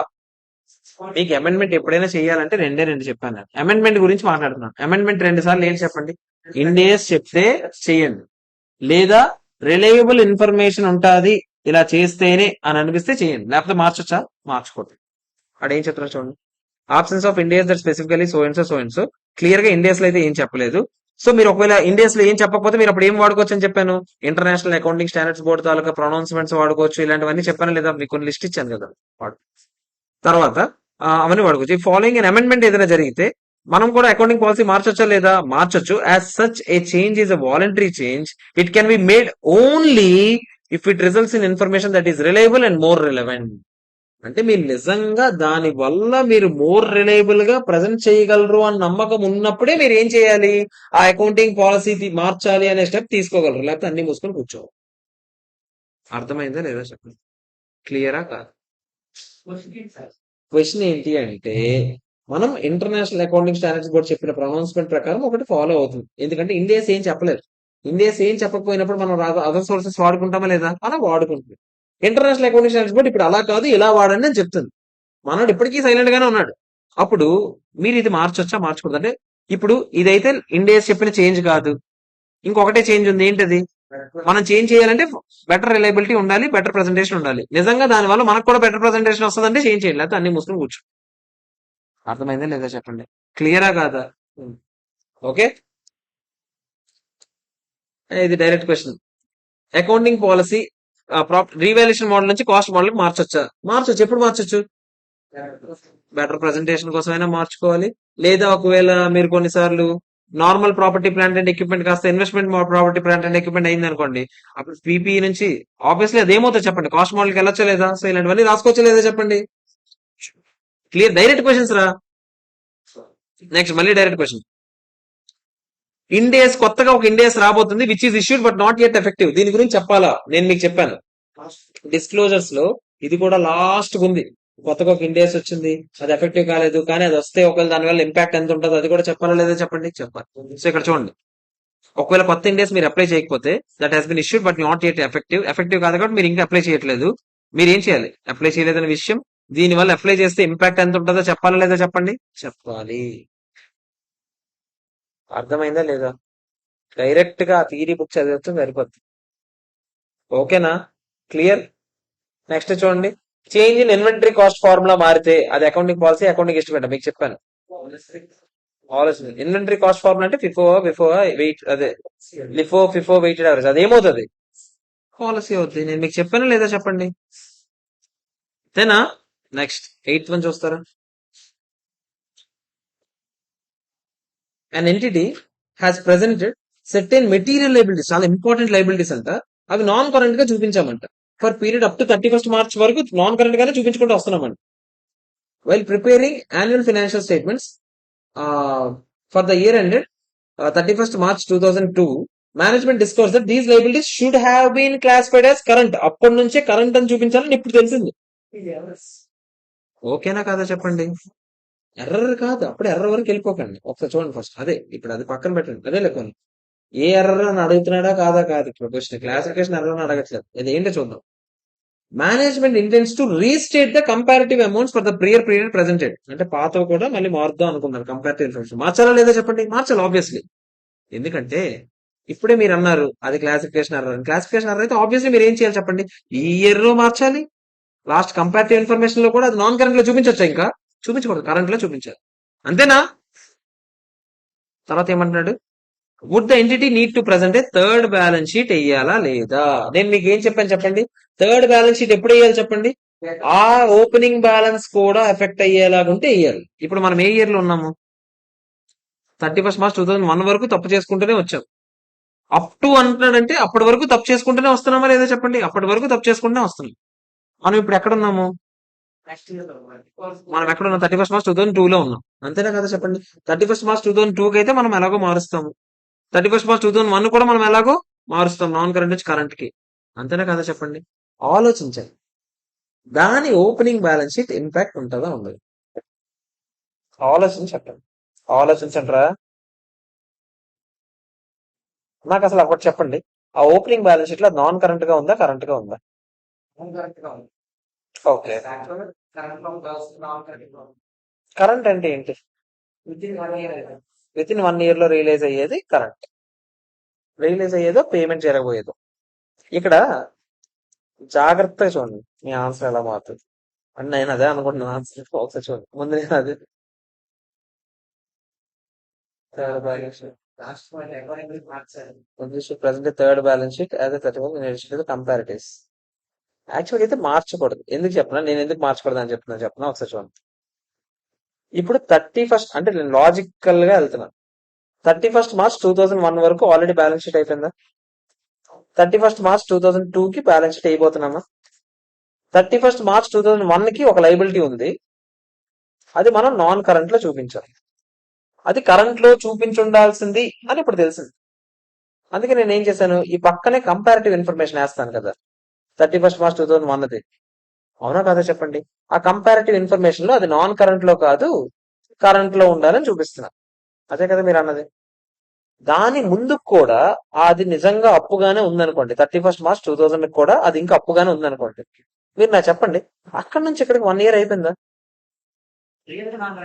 కరెక్ట్ గా అయితే అది నిజంగా నాన్ కరెంటే అవుతుంది.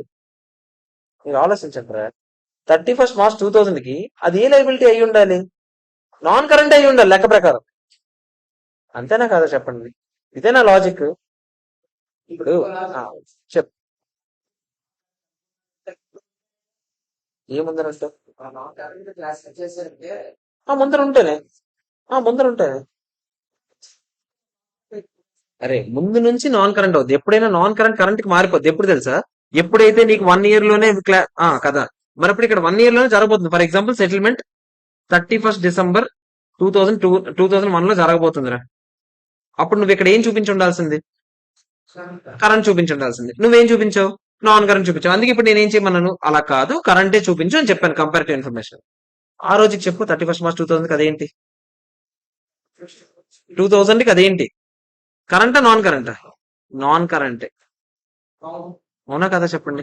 నాన్ కరెంటే. అది నాన్ కరెంట్ లో చూపించాల్సింది నువ్వు ఎందులో చూపించావు? నాన్ కరెంట్ లోనే చూపించావు. మరి అప్పుడు దానికి వెళ్ళకుండా అలాగే ఉంచేయాలి కదా.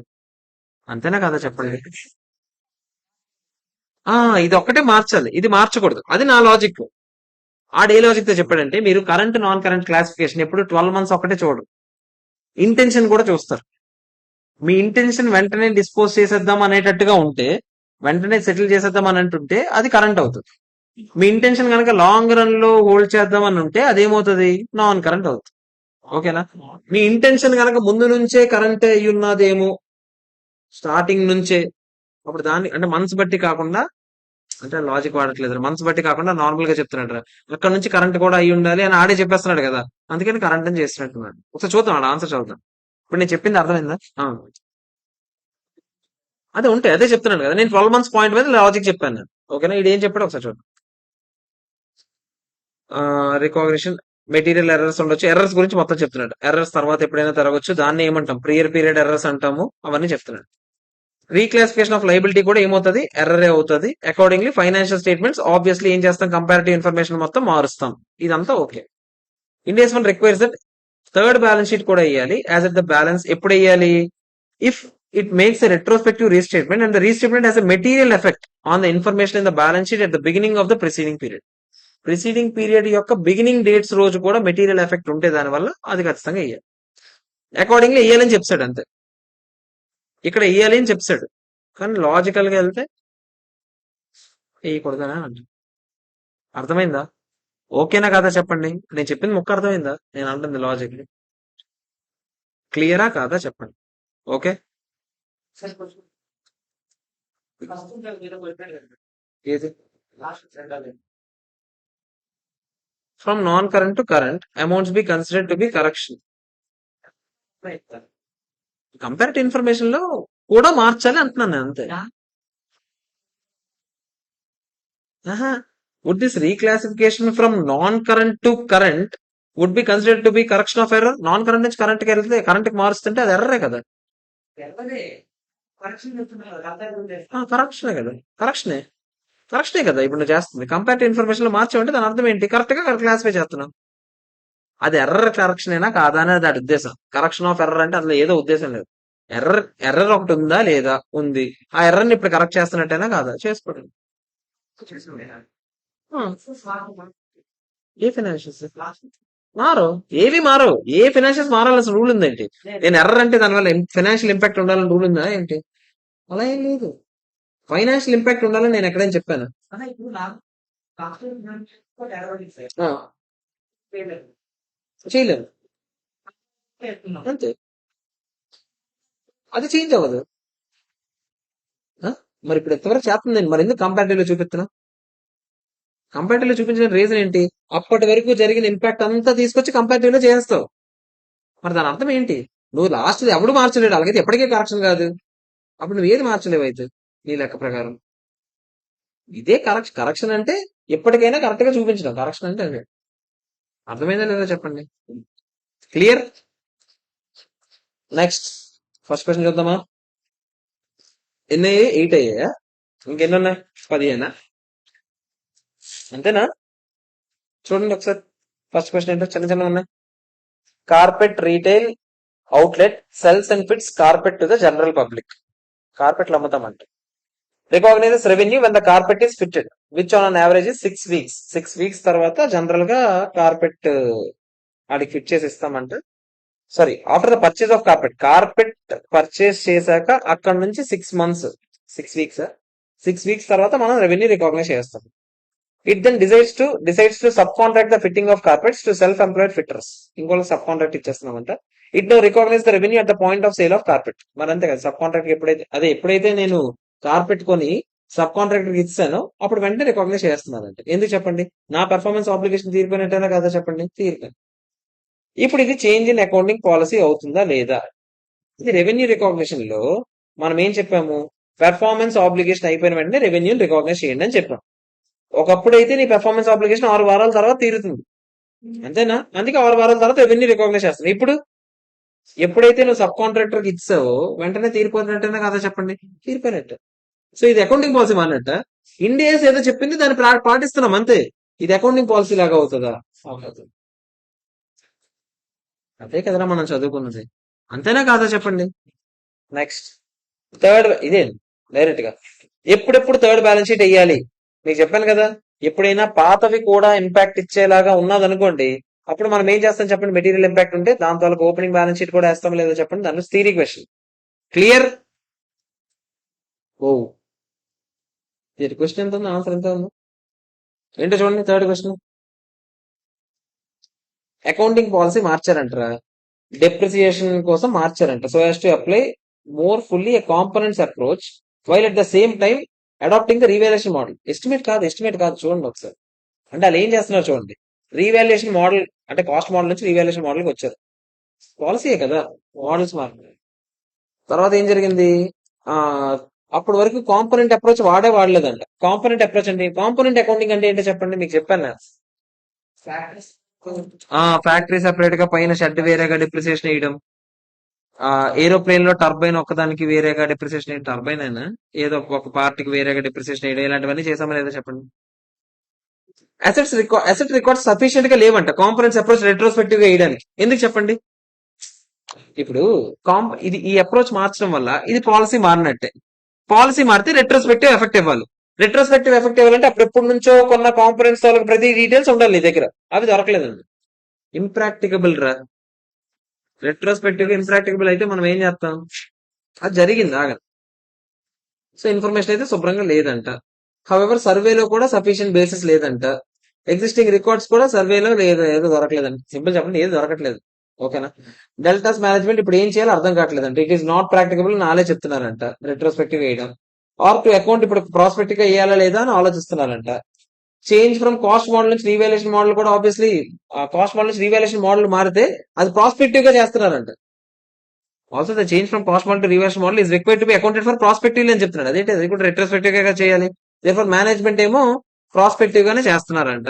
అడిషనల్ ఇన్ఫర్మేషన్ ఇచ్చారు. Cost depreciation net book value ఇచ్చారు.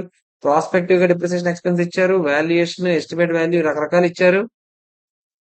అసలు మీరు ఇప్పుడు ఏం చేయాలని అడుగుతున్నారు. ఇండియా ఎయిత్ ఒకసారి జాగ్రత్త చూడండి. నేను మీకు చెప్పాను change in accounting policy for depreciation ఏదైతే ఉందో మోర్ ఫుల్లీ కాంపనెంట్. ఇది ఆబ్వియస్లీ ఇది ఏం జరిగింది క్వశ్చన్ రా. ఏం జరిగింది మొత్తం క్వశ్చన్ రాస్తాడు. తర్వాత management takes the view that this policy provides reliable and more reliable information అని అనిపిస్తుంది కాబట్టి మనం అక్కడ నుంచి ఇక్కడికి మారుస్తున్నాం. ఇండియాస్ ఏమైనా చెప్పిందా మీరు కాస్ట్ ఏ వాడాలి రీవాల్యుయేషన్ వాడాలి అని ఏమైనా చెప్పిందా? లేదు. మీరు వాలంటరీగా చేంజ్ చేసుకోవచ్చు కదా. మీకు అనిపిస్తుంది అది కరెక్ట్ అప్రోచ్ కాదు, ఇదే కరెక్ట్ అప్రోచ్ అని, అందుకే వాడదాం అనుకున్నారు. ఓకే, ఇక్కడ వరకు బాగానే ఉంది. Policy has been applied prospectively. ఏం జరిగిందో చెప్పండి, ఎందుకంటే ఇది ఇంప్రాక్టికబుల్ కాబట్టి రెట్రోస్పెక్టివ్ గా వేయడానికి. Accordingly the adoption of new policy has no effect. Okay, ఆడ ఆన్సర్ ఏంటి తెలుసా? నోట్స్ తయారు చేయమన్నాడు, ఎక్స్ట్రాక్ట్. ఓకేనా? నోట్స్ టు అకౌంట్స్ లో ఏ రాస్తామో ఇక్కడ రాస్తున్నాడు. నోట్స్ టు అకౌంట్స్ లో మొత్తం సొల్లంతా చెప్తాం కదా, ఏం జరిగింది, ఎందుకు ఇలా జరిగింది అని. అదంతా జస్ట్ డిస్క్లోజ్ చేయమంటున్నాడు అంతే. Has no effect. The effect on the current year is to increase the carrying amount. దీని వల్ల ఎఫెక్ట్ ఉంటుందా లేదా చెప్పండి? కరెంట్ ఇయర్ లో ఉంటది. ఎందుకు చెప్పండి? ఏదది? Property plant and equipment. మనం ఏ మోడల్ వాడదాం అని అనుకున్నాము? రీవాల్యుయేషన్ మోడలే కదా. రీవాల్యుయేషన్ మోడల్ ప్రకారం చూస్తే మన బుక్ వాల్యూ ఎంత ఉంది? 11,000 ఉంది మామూలుగా మోడల్ అయితే. మామూలు మోడల్ అయితే అదే కదా 11,000. కానీ ఇప్పుడు రీవాల్యుయేషన్ మోడల్ లో వాల్యుయేషన్ చేస్తే ఎంత అని తెలిసింది. అప్పుడు మీరు ఏం చేయాలి చెప్పండి? బుక్ వాల్యూని 6,000 పెంచాలా లేదా? రీవాల్యుయేషన్ మోడల్ వాడేటప్పుడు అదే కదా చేయాలి. సో రీవాల్యుయేషన్ మోడల్ వాడేటప్పుడు మీరు ఏం చేయాలి? అదే రెట్రోస్పెక్టివ్ ఎఫెక్ట్ అంటే last year balance sheet comparative information కూడా మారుస్తారు కదా. 6,000 పెంచాలి. డిఫర్డ్ ట్యాక్స్ ప్రొవిజన్ కూడా మారుతుంది. ఎందుకు చెప్పండి? డిఫర్డ్ ట్యాక్స్ ప్రొవిజన్ 1,500 పెట్టాం మనం, అంతేనా? ఇంకా ఎక్స్ట్రాగా ఒక 6,000 మారడం వల్ల ఈ 6,000 మీద 30% ఎంత? 1,800 అయినా కాదా చెప్పండి? 1,800 ఇంపాక్ట్ ఉంటుందా లేదా?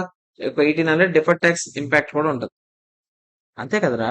ట్యాక్స్ బేస్ ఎంత చూస్తాము, క్యారింగ్ వాల్యూ ఎంత చూస్తాము, దానివల్ల డిఫర్డ్ ట్యాక్స్ లైబిలిటీ అసెట్ వస్తుంది. రీవాల్యుయేషన్ సర్ప్లస్ ఎంత ఉంటుంది చెప్పండి? ఎందుకు 6,000 లో ఆ? ఎందుకు 1,800 తీసారు చెప్పరా నాకు ఒకసారి? ట్యాక్స్ తీస్తారా రీవాల్యుయేషన్ సర్ప్లస్ నుంచి? నేను ఎప్పుడు చెప్పాను అలాగా? ఏదో 4,200 మ్యాచ్ అయిపోయిందని చెప్పేశారు కానీ దరిద్రం కొద్ది. డిప్రిసియేషన్ రేట్ ఎంత? డిప్రిసియేషన్ రేట్ ఇచ్చాడా?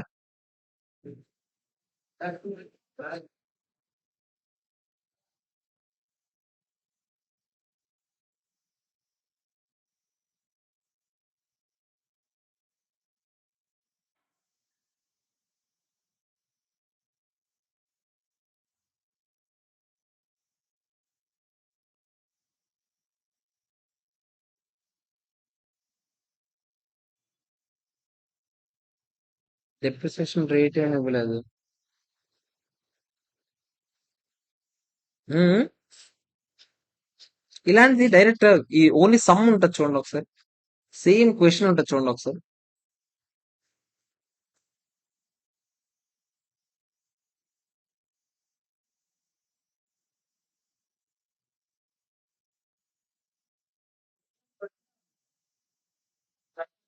ఉమ్, ఇది ఆ, ఇక్కడ ఉంది చూడండి ఒకసారి. ఆర్టీపీ ఎంటీపీ రెండు ఒకసారి సేమ్ డిట్టో క్వశ్చన్ చూసారా? ఒకసారి చూడండి, ఆ క్వశ్చన్ లో చూడండి ఒకసారి.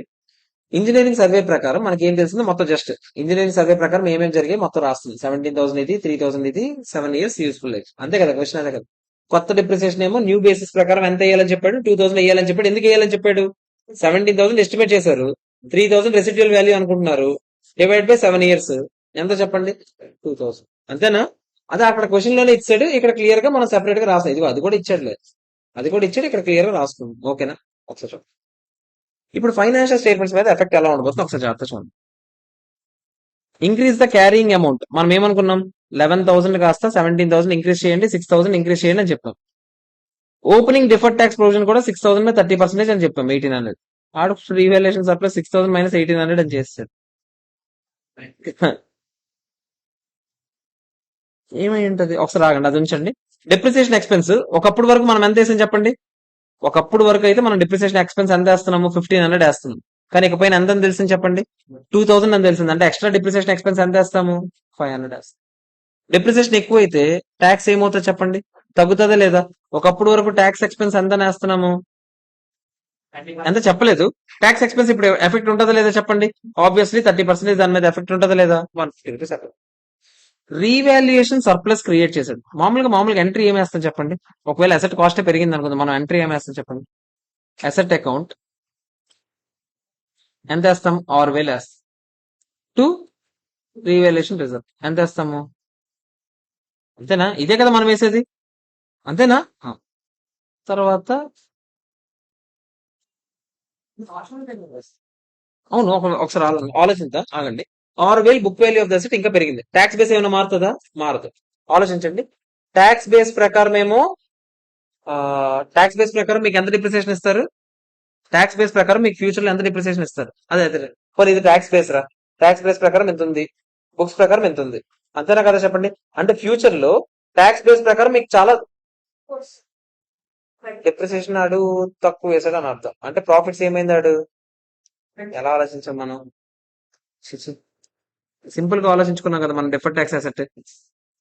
ఒకసారి చూడరా, ట్యాక్స్ బేస్ ఇదిరా. ఇంకోటి ఏంటి, మన దగ్గర ఉన్న ఫిక్స్డ్ అసెట్ రా. మన దగ్గర ఉన్న ఫిక్స్డ్ అసెట్ ఏముంది? ఎక్కువ ఉంది. ఎంత ఉంది? 6,000 ఎక్కువ ఉంది. అంతేనా కదా చెప్పండి? ట్యాక్స్ బేస్ 6,000 తక్కువ ఉంది. మనం ఇప్పుడు దీని దగ్గర తీసుకెళ్ళాలి. అంతేనా కదా చెప్పండి? దీని దగ్గర తీసుకెళ్ళాలని తగ్గించాలి. అసెట్ ని తగ్గించాలంటే ఏం చేయాలి? లైబిలిటీ క్రియేట్ చేయాలి. అందుకే మనం ఏమనుకున్నాం? డిఫర్డ్ ట్యాక్స్ లైబిలిటీ క్రియేట్ చేస్తాం. అంతేనా కదా చెప్పండి? డిఫర్డ్ ట్యాక్స్ లైబిలిటీ క్రియేట్ చేయాలంటే ఎంట్రీ ఏంటో చెప్పండి. డిఫర్డ్ ట్యాక్స్ లైబిలిటీ క్రియేట్ చేయాలంటే ఎంట్రీ ఏంటి? సమ్ ఏదో ఒకటి. ఆబ్వియస్లీ డెబిట్ అవ్వాలంటే పిఎండ్ఎల్ లాంటిది ఏదో ఒక డెబిట్ అవ్వాలి లేదా చెప్పండి. సమ్ పిఎండ్ఎల్ ఏదో డెబిట్ కొట్టి టు డిఫర్డ్ ట్యాక్స్ లైబిలిటీ అని కొడతాం. అంతేనా కదా చెప్పండి? అంతేనా కదా? అంటే ఈ పిఎండ్ఎల్ ఎఫెక్ట్ అవుతుందంటే రీటైన్ ఎర్నింగ్స్ ఎఫెక్ట్ అవుతుందా లేదా చెప్పండి? రీటైన్ ఎర్నింగ్స్ ఎఫెక్ట్ అవుతుందంటే రిజర్వ్స్ తగ్గుతున్నాయా లేదా చెప్పండి? రిజర్వ్ ఏమో 1800 తగ్గుతుంది. ఇక్కడ రీవాల్యుయేషన్ రిజర్వ్ లో ఎంత పెరుగుతుంది? 6,000 పెరుగుతుంది. నెట్ గా ఎంత తగ్గుతుంది? 4,200. ఓకేనా కాదా చెప్పండి? ఒకసారి జాగ్రత్తగా ఆలోచించండి. ఇక్కడ మొత్తం కలిపి ఇంపాక్ట్, నెట్ ఇంపాక్ట్ ఎందుకు ఇచ్చాడో చెప్తున్నాను నేను. నెట్ ఇంపాక్ట్ ఎందుకు ఇచ్చాడంటే ఈ రిజర్వ్ క్రియేట్ చేయడం వల్ల, అదే ఈ డిఫర్డ్ ట్యాక్స్ లైబిలిటీ ఒకటి క్రియేట్ చేయడం వల్ల ఆబ్వియస్లీ రీటైన్ ఎర్నింగ్స్ బ్యాలెన్స్ ఏమవుతుందో చెప్పండి? తగ్గించాలి. ఇక్కడ నుంచి ఏం చేయాలి చెప్పండి? పెంచాలి. సో నెట్ గా ఎంత పెంచాలి? 4,200. అర్థమైందా లేదా చెప్పండి? క్లియరా కాదా? ఒకసారి చూడండి. మళ్ళీ ఇప్పుడు ఏం చేసాం ఒకసారి చూద్దాం. ఫస్ట్ క్వశ్చన్ లో ఉన్నదే రాసుకున్నాను. క్వశ్చన్ లో ఉన్నది రాసుకున్న తర్వాత కొన్ని పాయింట్స్ నార్మలే. క్యారింగ్ అమౌంట్ పెంచాలి 6,000. సింపుల్ రా. నీకు ఏం చేసినా బ్యాలెన్స్ షీట్ టాలీ అవ్వాలి కదా. అది ఒప్పుకుంటావు లేదా? అసెట్ సైడ్ ఎంత పెంచావు చెప్పు? 6,000 పెంచావు. డిఫర్డ్ ట్యాక్స్ లైబిలిటీ ఎంత పెంచావు చెప్పు? 1,800 పెంచావు. మరి బ్యాలెన్స్ షీట్ టాలీ అవ్వాలంటే ఇక్కడ ఇంకెంత పెంచాలి చెప్పు? అప్పుడే కదా బ్యాలెన్స్ షీట్ టాలీ అవుద్ది. అంతేనా కదా చెప్పండి? అది సింపుల్ లాజిక్ రా. 4,200 పెంచావు. ఓకేనా కాదా చెప్పండి? క్లియరా కాదా? క్లియర్. ఓకే. సో మన ఫైనాన్షియల్ స్టేట్మెంట్స్ మీద ఇంపాక్ట్ ఎంత ఉండబోతుంది అని చెప్పి అర్థమైందా లేదా? సో ఇదే క్వశ్చన్ పైన కూడా ఇచ్చాడు, కాకపోతే అక్కడ నోట్స్ లాగా రాసాడు, ఇక్కడ సమ్ లాగా చేశాడు. ఒక పని చేయండి, మీరు ఇక్కడ కొట్టియండి క్వశ్చన్, అక్కడ చేసుకోండి. అది కొంచెం డీటెయిల్ గా ఉంది కదా. ఇక్కడ ఎన్నో క్వశ్చన్?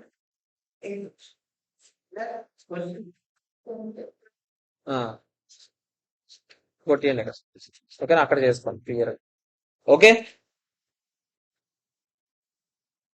నెక్స్ట్.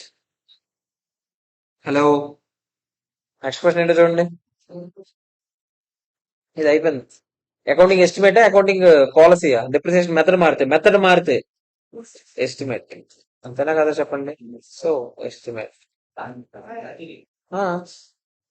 అన్ని రాసేయడమే. పాలసీ అంటే ఏంటి, ఎస్టిమేట్ అంటే ఏంటి, అన్ని రాసేయడం. Next, fifth one.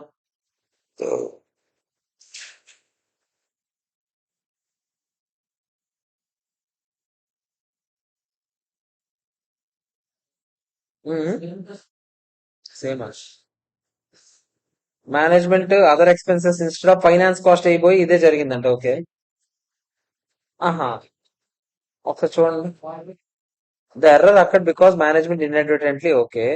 Would this reclassification will be consider correction of error అయినా కాదా? థర్డ్ బ్యాలెన్స్ షీట్ వెయ్యాలా లేదా? చెప్పండి ఆన్సర్ ఏంటి? థర్డ్ బ్యాలెన్స్ షీట్ వెయ్యాలా లేదా?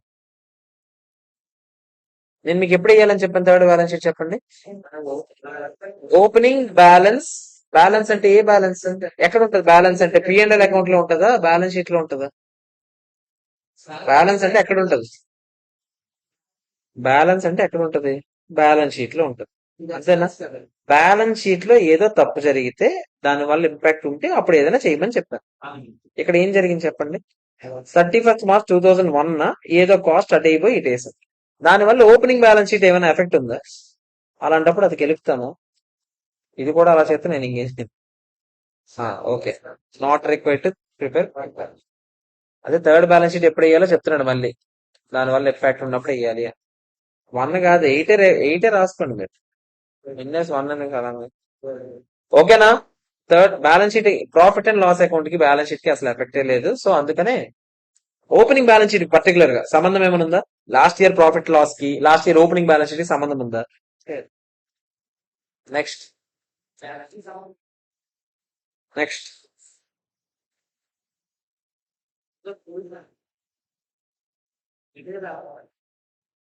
Okay. which was required to be recognized in the financial statements was not recognized due to oversight of facts. చూసుకోలేదు అంటే ఎర్రరే కదా. Bonus was paid during the year and was recognized as an expense in the annual financial statements for the said year. Would this situation require retrospective గా restatement ఏమైనా చేయాలా considering error material అయితే అని అడుగుతున్నాడు. Obviously ఇది error అయితే ఉందా లేదా? ఉంది. ఎర్రర్ ఉంది. ఇది ఎప్పుడుది ఎర్రర్? లాస్ట్ ఇయర్ సంబంధించింది ఏదో చేయాలి. ఆబ్వియస్లీ ఇప్పుడు మనం చేయాలా లేదా చెప్పండి? చేయాలి. అది కూడా తప్పు ఎప్పుడుది? 31st March 2003 రోజుది. Bonus was paid 31st March 2002. ఏంటిది? 2001 కి సంబంధించింది. వాజ్ నాట్ రికాగ్నైజ్డ్ అంటే లాస్ట్ ఇయర్ కాక లాస్ట్ ఇయర్. ఓకేనా? లాస్ట్ ఇయర్ కాక లాస్ట్ ఇయర్ కాబట్టి మనం లాస్ట్ ఇయర్ లో కంపారిటివ్ ఇన్ఫర్మేషన్ మార్చాలి. లాస్ట్ ఇయర్ కాక లాస్ట్ ఇయర్ కాబట్టి ఆబ్వియస్లీ ప్రొవిజన్ అంటే బ్యాలెన్స్ షీట్ ఐటమ్ కాబట్టి మూసుకుని ఏమేయాలి? థర్డ్ బ్యాలెన్స్ షీట్ కూడా వేయాలి. అంతేనా? మీకు ఏం చెప్పాను? Last year opening balances effect అయ్యేలాగా ఉంటే, మరి లాస్ట్ ఇయర్ కాక బిఫోర్ లాస్ట్ ఇయర్ అంటే ప్రొవిజన్ అంటే బ్యాలెన్స్ షీట్ లో ఉంటది. అంతేనా కదా? మరి ఓపెనింగ్ బ్యాలెన్స్ మారుతాయి లేదు. ఇప్పుడు ఏం చేయాలి? థర్డ్ బ్యాలెన్స్ షీట్ కూడా వేయాలి. రీస్టేట్మెంట్ చేయాలి. థర్డ్ బ్యాలెన్స్ షీట్ కూడా వేయాలి. ఓకేనా కాదా చెప్పండి? క్లియరా కాదా? నెక్స్ట్ 7th వన్ ఏంటో చూడండి.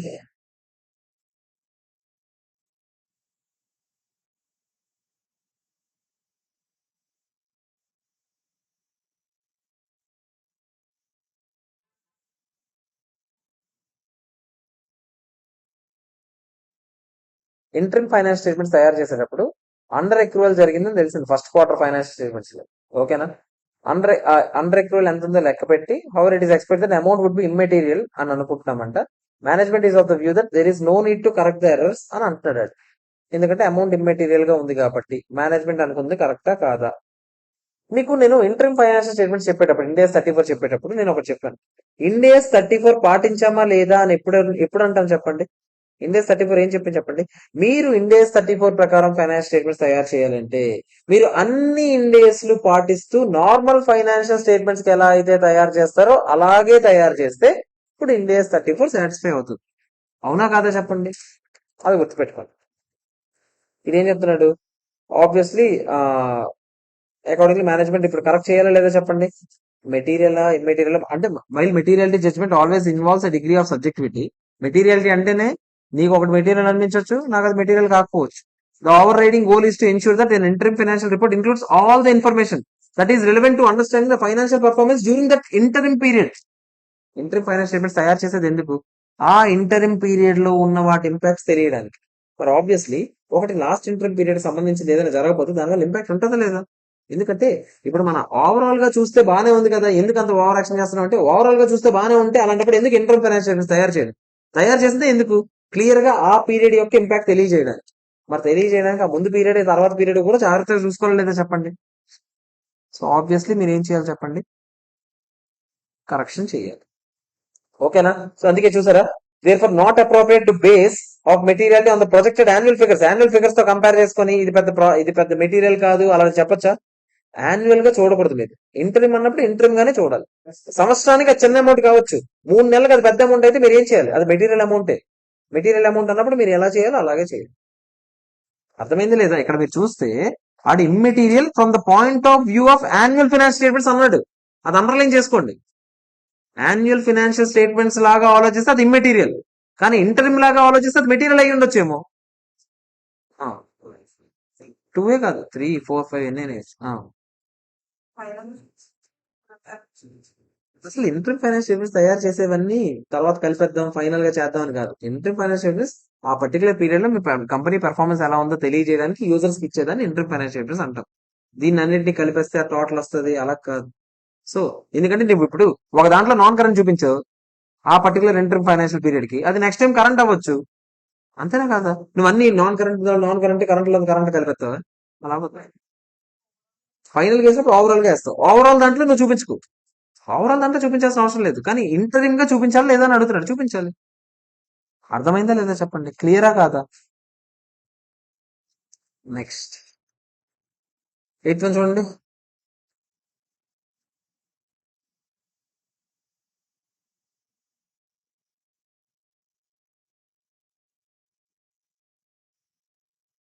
ఏం జరిగింది?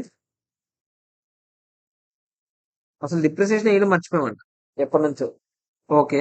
ప్రాపర్టీ ఎప్పుడో కొన్నామంటే 10 years అయిందంటే స్ట్రైట్ లైన్ మెథడ్ వాడమంటే ఇది ఎర్ర అయినా కాదా చెప్పండి? ఎర్ర. ఈ ఎర్రని కరెక్ట్ చేయాలా లేదా? పాతవి కూడా ఏమైనా ఇంపాక్ట్ ఇవ్వాలంటే ఇవ్వాలి. ఆబ్వియస్లీ మీరు నాకు చెప్పండి. రెట్రోస్పెక్టివ్ ఎఫెక్ట్ ఇవ్వాలి ఎర్రర్ కాబట్టి. అది ఎర్రర్ ప్లస్ పాతది కూడా అంటే ఎఫెక్ట్ ఇచ్చేలాగా ఉంటే కంపారిటివ్ ఇన్ఫర్మేషన్ లో మారుస్తారు. ప్లస్ మీరు ఏం చేయాలి? ఓవర్ బ్యాలెన్స్ కూడా ప్రజెంట్ చేస్తారు. అర్థమైందా లేదా చెప్పండి? క్లియర్? నెక్స్ట్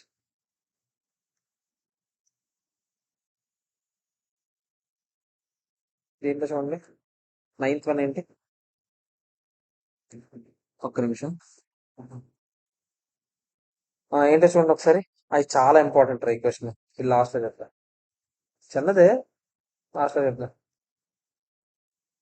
ఇది కూడా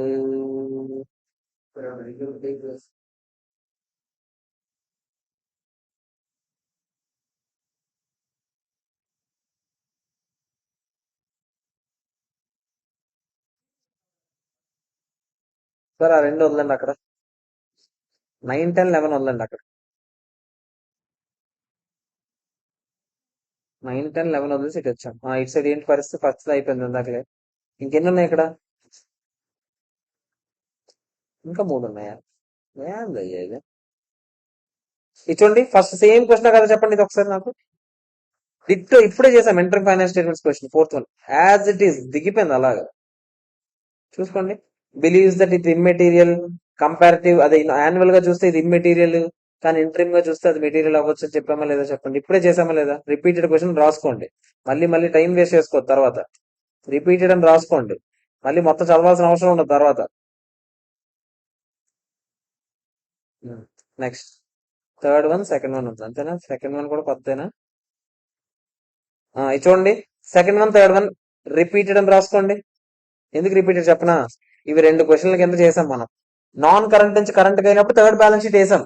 కానీ ఎక్స్పెన్సెస్ అటు వేయాల్సింది ఇటు వేసినప్పుడు థర్డ్ బ్యాలెన్స్ షీట్ వేస్తామా? డిట్టో క్వశ్చన్ అలాగా రెండు కలిపి ఒక క్వశ్చన్ కింద ఇచ్చారు. ఓకేనా? రిపీటెడ్ అని రాసుకుంటారా, టైం వేస్ట్ ఉండదు తర్వాత మీకు మళ్ళీ మళ్ళీ చేయడానికి. ఓకేనా? 4th క్వశ్చన్ ఇందాక చదివాం కదరా. ఇంటర్మ్ ఫైనాన్స్ స్టేట్మెంట్స్ క్వశ్చన్ రా. ఇంటర్మ్ ఫైనాన్స్ స్టేట్మెంట్స్ వేసేటప్పుడు ఒక పర్టికులర్ ఏదో ఒక ఎర్రర్ వచ్చిందంట. అది ఇంటర్మ్ ఫైనాన్షియల్ స్టేట్మెంట్స్ అయినా కూడా అది చూపించట్లేదంట. దాన్ని ఇంపాక్ట్ ఏం చూపించట్లేదంట. ఎందుకంట? యాన్యువల్ గా చూస్తే అది పెద్ద ఇంపాక్ట్ లేదంట. కానీ మీకు ఏం చెప్పాను? ఇంటర్మ్ ఫైనాన్స్ స్టేట్మెంట్స్ తయారు చేసేటప్పుడు యాన్యువల్ గా ఎందుకు ఆలోచిస్తున్నావు నువ్వు? ఇంటర్మ్ ఫైనాన్స్ స్టేట్మెంట్స్ తయారు చేసేదే ఎందుకు? ఇంటర్మ్ గా ఆలోచించడానికి. ఆ పర్టికులర్ పీరియడ్ లో దాని ఇంపాక్ట్ మెటీరియల్ గా ఉండొచ్చేమో. అప్పుడు నువ్వేం చేయాలి? దాన్ని కరెక్షన్ చేయాలా లేదా చెప్పండి. చేయాలి. అదే కదా ఇప్పుడు చేసాం మనం. డిట్టో క్వశ్చన్ కదరా పైన చేశాను. అదే. ఓకేనా కాదు? అది చూసుకోరా, ఇందాక క్వశ్చన్ చేశాను కదా. క్లియర్? చూసుకోండి కింద చెప్పుంటాడు. Entity is required to correct the error. ఖచ్చితంగా చేయాలి. కంపారిటివ్ ఇన్ఫర్మేషన్ మార్చాలి. ఎందుకంటే నువ్వు యాన్యువల్ గా చూస్తే అది పెద్ద ఎర్రర్ అనిపించకపోవచ్చు. కానీ ఇంటరిమ్ గా అది పెద్దదే అవ్వచ్చేమో. మెటీరియాలిటీ చూసుకునేది నువ్వు ఇంటరిమ్ లెవెల్లో చూడాలి. యాన్యువల్ లెవెల్లో చూడకూడదని చెప్పాను కదా ఇప్పుడే. ఈ పాయింట్ లేకపోతే పోద్దరే. ఇదిగో చూసుకోండి. ఏదది ఆ ఓవరాల్ ఇంటరిమ్ లెవెల్ అని ఎక్కడ ఉంటుంది చూడండి. ఆ, ఏదది?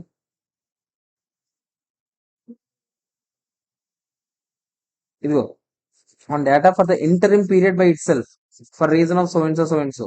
అది ఓవరాల్ గా చూస్తే అది పెద్ద మెటీరియల్ కాకపోవచ్చు. కానీ పర్టికులర్ గా ఆ పీరియడ్ చూస్తే అది మెటీరియల్ అనిపిస్తే మీరు ఏం చేయాలి? కరెక్షన్ చేయాలా లేదా చెప్పండి. చేయాలి. ఓకేనా కాదా? క్లియరా కాదా చెప్పండి. ఇంకేముంది? థర్డ్ 1 ఒకటి ఉంది ఇక్కడ. ఇక్కడ థర్డ్ 1 పైన 3 ఉన్నాయి అంతేనా? 2 నిమిషాలు ఆగండి. చేసేద్దాం 4 క్వశ్చన్.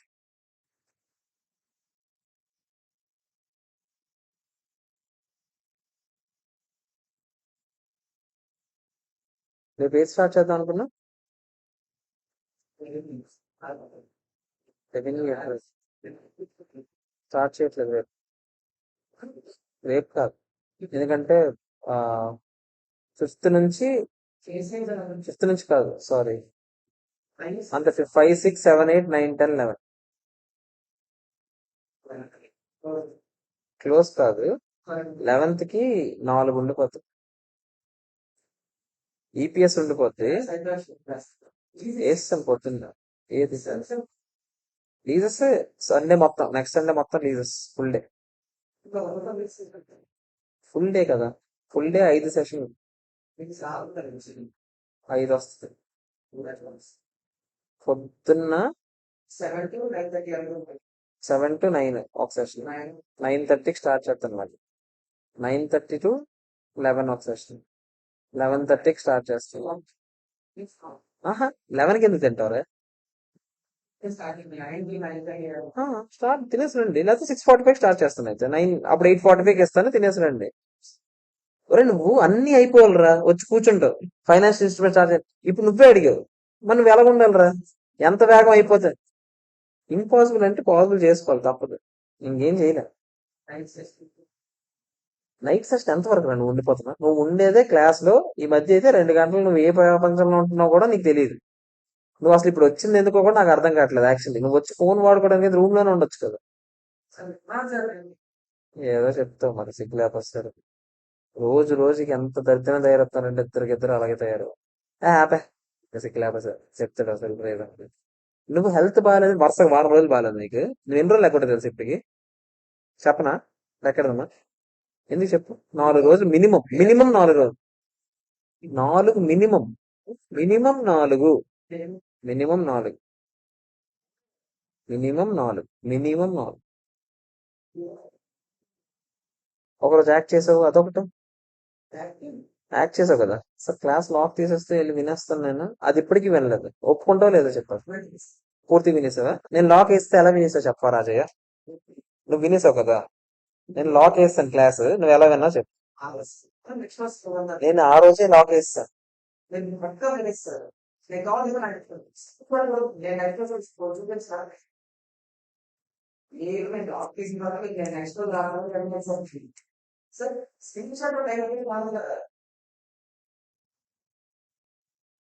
ఏ చాప్టర్ అది? అడిగితే చెప్తావా? ఒకటే అడిగాను నేను, అడిగితే చెప్తావా?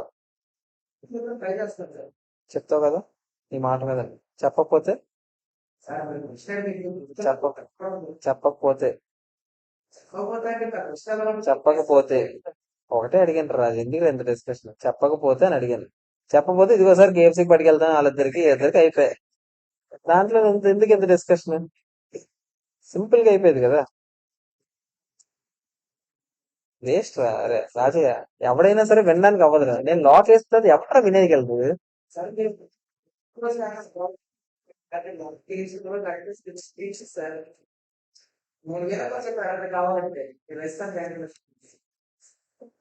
ఆన్లైన్ లో క్లాసులు చూసిన వాళ్ళకి మైక్ లో రికార్డింగ్స్ రావట్లేదు కాబట్టి వాళ్ళ వాయిస్ బతికిపోతున్నారు కానీ తట్టుకోలేరు. ఫ్రస్ట్రేషన్ వచ్చి ల్యాప్టాప్ నుంచి బయటకు వచ్చేస్తారు మీరు.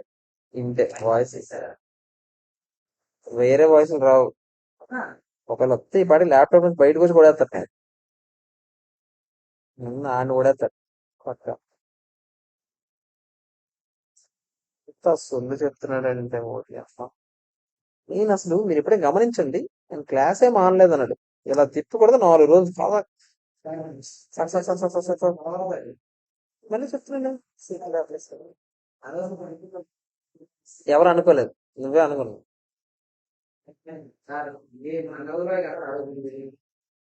వాళ్ళు ఏమని అంటున్నాడు కదా.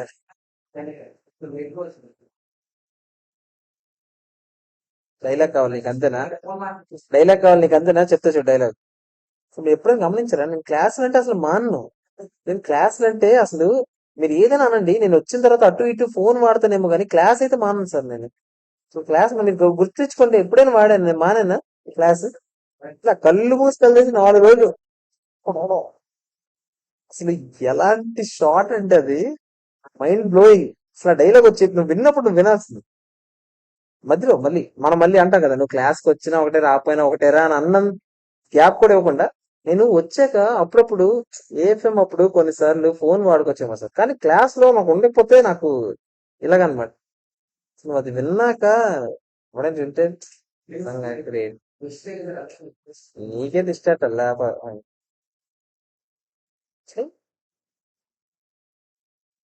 చెప్పాను కదా, ఆన్లైన్ వాళ్ళు కనుక బయటికి రాగలిగితే, వాళ్ళకి ఆప్షన్ ఉంటే రోజుకి ఎన్ని ఇసిరేవారు అటు నుంచి ల్యాప్టాప్? ఏం చేస్తావు అయితే స్క్రీన్ షాట్? ఎంత ఉంది? ఎంత ఉంది స్క్రీన్ షాట్? ఎంత ఉంది? నేను అదంతా అడగలే.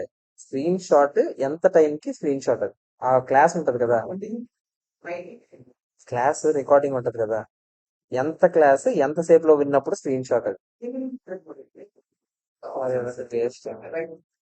waste. నువ్వు కొంచెం విన్నావు రాజయ్య, తర్వాత నేను లాక్ వేసిన రాజయ్య. టైం వేస్ట్, డిస్కషన్ ఏదో చెప్పు.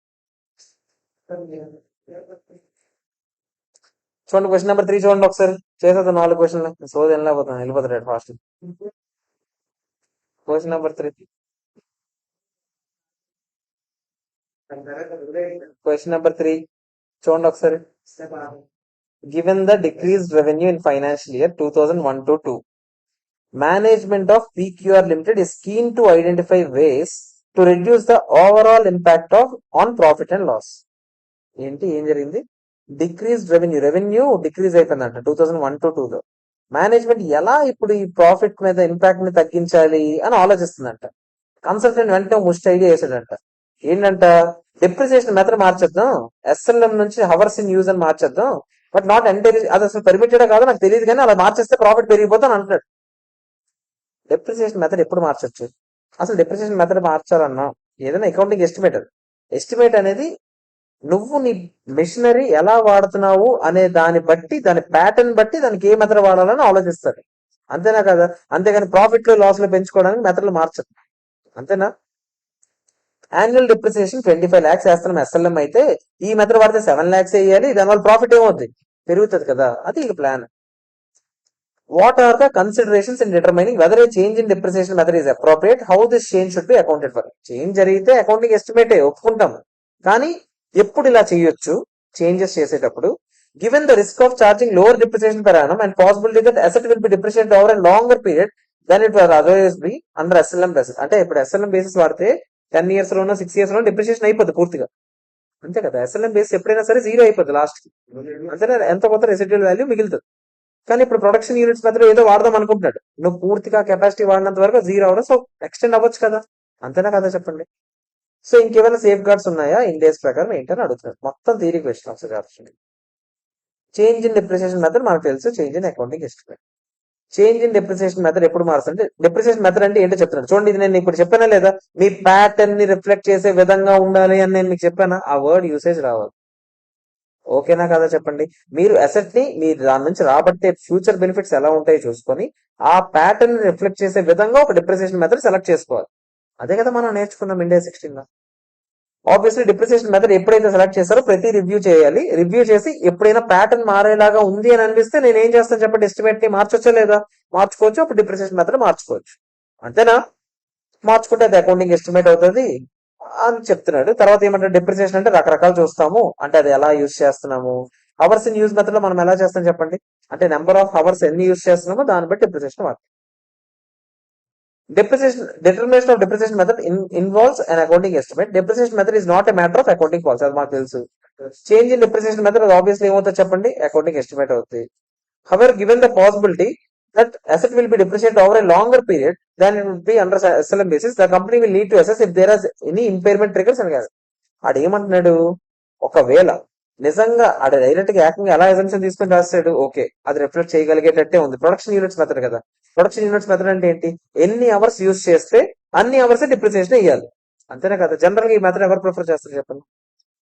మ్యానుఫ్యాక్చరింగ్ ఎంటిటీస్ ఎక్కువగా మెషినరీ క్యాపిటల్ ఇంటెన్సివ్ అయినప్పుడు ఆబ్వియస్లీ అదే ప్రిఫర్ చేస్తారు, ఎందుకంటే దానికి ఒక కెపాసిటీ ఉంటుంది.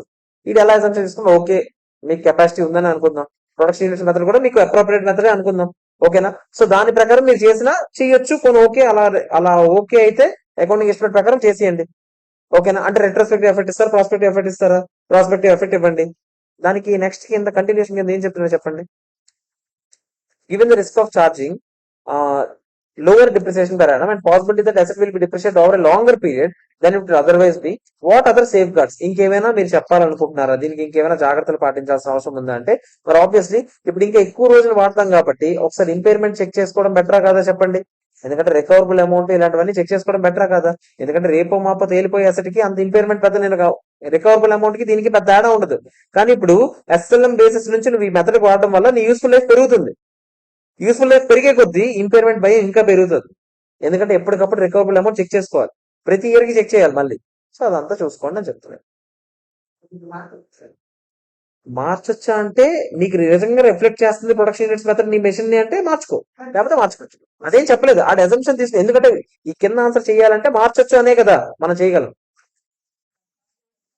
ప్రాఫిట్స్ పెంచడానికి అని చెప్పాడు, కానీ ఇంకా మెషిన్ గురించి ఏమైనా చెప్పాడా? చెప్పలేదు. ఆ కింద క్వశ్చన్ ఏమి అడిగాడు చూడండి. ఒకవేళ అంటే మారిస్తే అన్నట్టుగా, మార్చేస్తే అన్నట్టుగా చెప్పి దాని ప్రకారం ఏమవుతుందో కూడా చెప్పేశాడు కింద క్వశ్చన్ చూడండి. What are the considerations in determining whether change in depreciation is appropriate or not? అంటే అప్రోప్రియేట్ కాదా చెప్పడానికి మీరు ఏం చూస్తారు? How should this change be accounted for? అది అకౌంటింగ్ ఎస్టిమేట్ లాగా ప్రాస్పెక్టివ్ ఎఫెక్ట్ ఇవ్వండి. ఒకవేళ risk of charging lower depreciation వల్ల, దానివల్ల లోవర్ డిప్రిసియేషన్ వేయాల్సి వస్తుంది.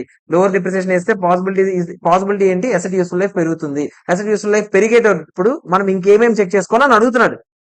ఇంకేమైనా ఇండియన్స్ కూడా చెక్ చేసుకోవాలని అడుగుతున్నాడు. అలా అడిగాడు కాబట్టి మనం అలా అనుకొని మనం రాస్తున్నాం ఆన్సర్. ఓన్లీ క్వశ్చన్ ఇదంతా అడగకుండా మనకు డైరెక్ట్ గా అడిగింది ఇది ఒకటే అనుకోండి, ఇలా చేయొచ్చా లేదంటే ఓన్లీ దానికోసమే అయితే చేయకూడదు. కానీ మీ అసెట్ నిజంగా అలాగే ఉంది, మీ అసెట్ దాన్ని రిఫ్లెక్ట్ చేసే విధంగా ఉంది, మోర్ రిలయబుల్ గా ఇస్తుంది అని అనిపించింది అనుకోండి, అప్పుడు చేసుకోండి. ఎస్ఎల్ఎం కన్నా మీకు ఇంకా అదే బెటర్. క్యాపిటల్ ఇంటెన్సివ్ వాళ్ళకి ఇంకా నిజంగా ప్రొడక్షన్ యూనిట్స్ మెథడే వాడాలి. అంతేనే కాదు, ఎస్ఎల్ఎం కన్నా అదే ఎక్కువ రిఫ్లెక్ట్ చేస్తేనే. అందుకే మళ్ళీ చెప్తున్నాను, ప్రొవైడెడ్ మీకు ప్యాటర్న్ నిజంగా రిఫ్లెక్ట్ చేస్తుంది అనిపిస్తే అప్పుడు చేయండి, లేకపోతే చేయకండి. అది ఓన్లీ చేయాలా లేదా అని అడిగినప్పుడు మీరు ఏం రాస్తారు? డిప్లొమాటిక్ గా రాయండి. నిజంగా అది రిఫ్లెక్ట్ చేస్తుంది అనిపిస్తే చేయండి, అంతేగాని ఇలా ముష్టి రీజన్లు చేయకండి అని రాశారు. క్లియర్? ఓకేనా కాదా చెప్పండి, క్లియరా కాదా? నెక్స్ట్ ఏంటి? ఏది?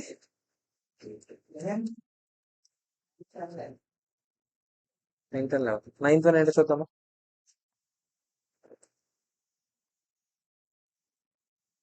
ఇది చూడండి, చాలా చాలా చాలా ఇంపార్టెంట్ క్వశ్చన్. ఒకసారి జాగ్రత్త ఏమంటున్నారు చూడండి.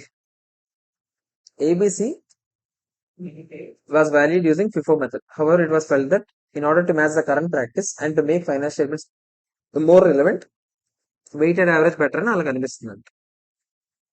దీనివల్ల ఎఫెక్ట్ ఎంత ఉండబోతుందో చెప్తున్నాడు. ఇన్వెంటరీ కాస్ట్ ఉంటుంది కదా, closing stock value 10 million పెరుగుతుందంట, 15 million పెరుగుతుందంట, 20 million పెరుగుతుందంట. 3 years కి ఎంత పెరుగుతుందో చెప్తాను. ప్రాఫిట్ ఆర్ లాస్ అంటే ఫిఫో వాల్యుయేషన్ ప్రకారం అయితే ఇలా ఉంది. మీరు నాకు చెప్పండి, క్లోజింగ్ స్టాక్ మారితే ఫస్ట్ నాకు చెప్పండి, ఫస్ట్ 31st 2001 to 2లో ఏది ఇంపాక్ట్ ఇస్తుంది? ఇదే కదా 31st March 2002. ఇదే ఇస్తుందా? ఇది కూడా ఇస్తుందా? అది కూడా ఇస్తుంది. ఓపెనింగ్ స్టాక్ కూడా మారుతుంది. కాస్ట్ ఆఫ్ గుడ్స్ సోల్డ్ అంటే ఏంటో చెప్పండి. Opening stock plus production purchase ఏదో ఒకటి ఉంటుంది మైనస్. ఇప్పుడు ఆబ్వియస్లీ ఏం చేస్తున్నారు చెప్పండి, ఓపెనింగ్ స్టాక్ ఏమో 10 ఇంక్రీజ్ చేస్తున్నారు, అంతేనా? క్లోజింగ్ స్టాక్ ఏమో 15 ఇంక్రీజ్ చేస్తున్నారు. అంటే నెట్ గా క్లోజింగ్ స్టాక్ 5 ఇంక్రీజ్ అవుతుంది.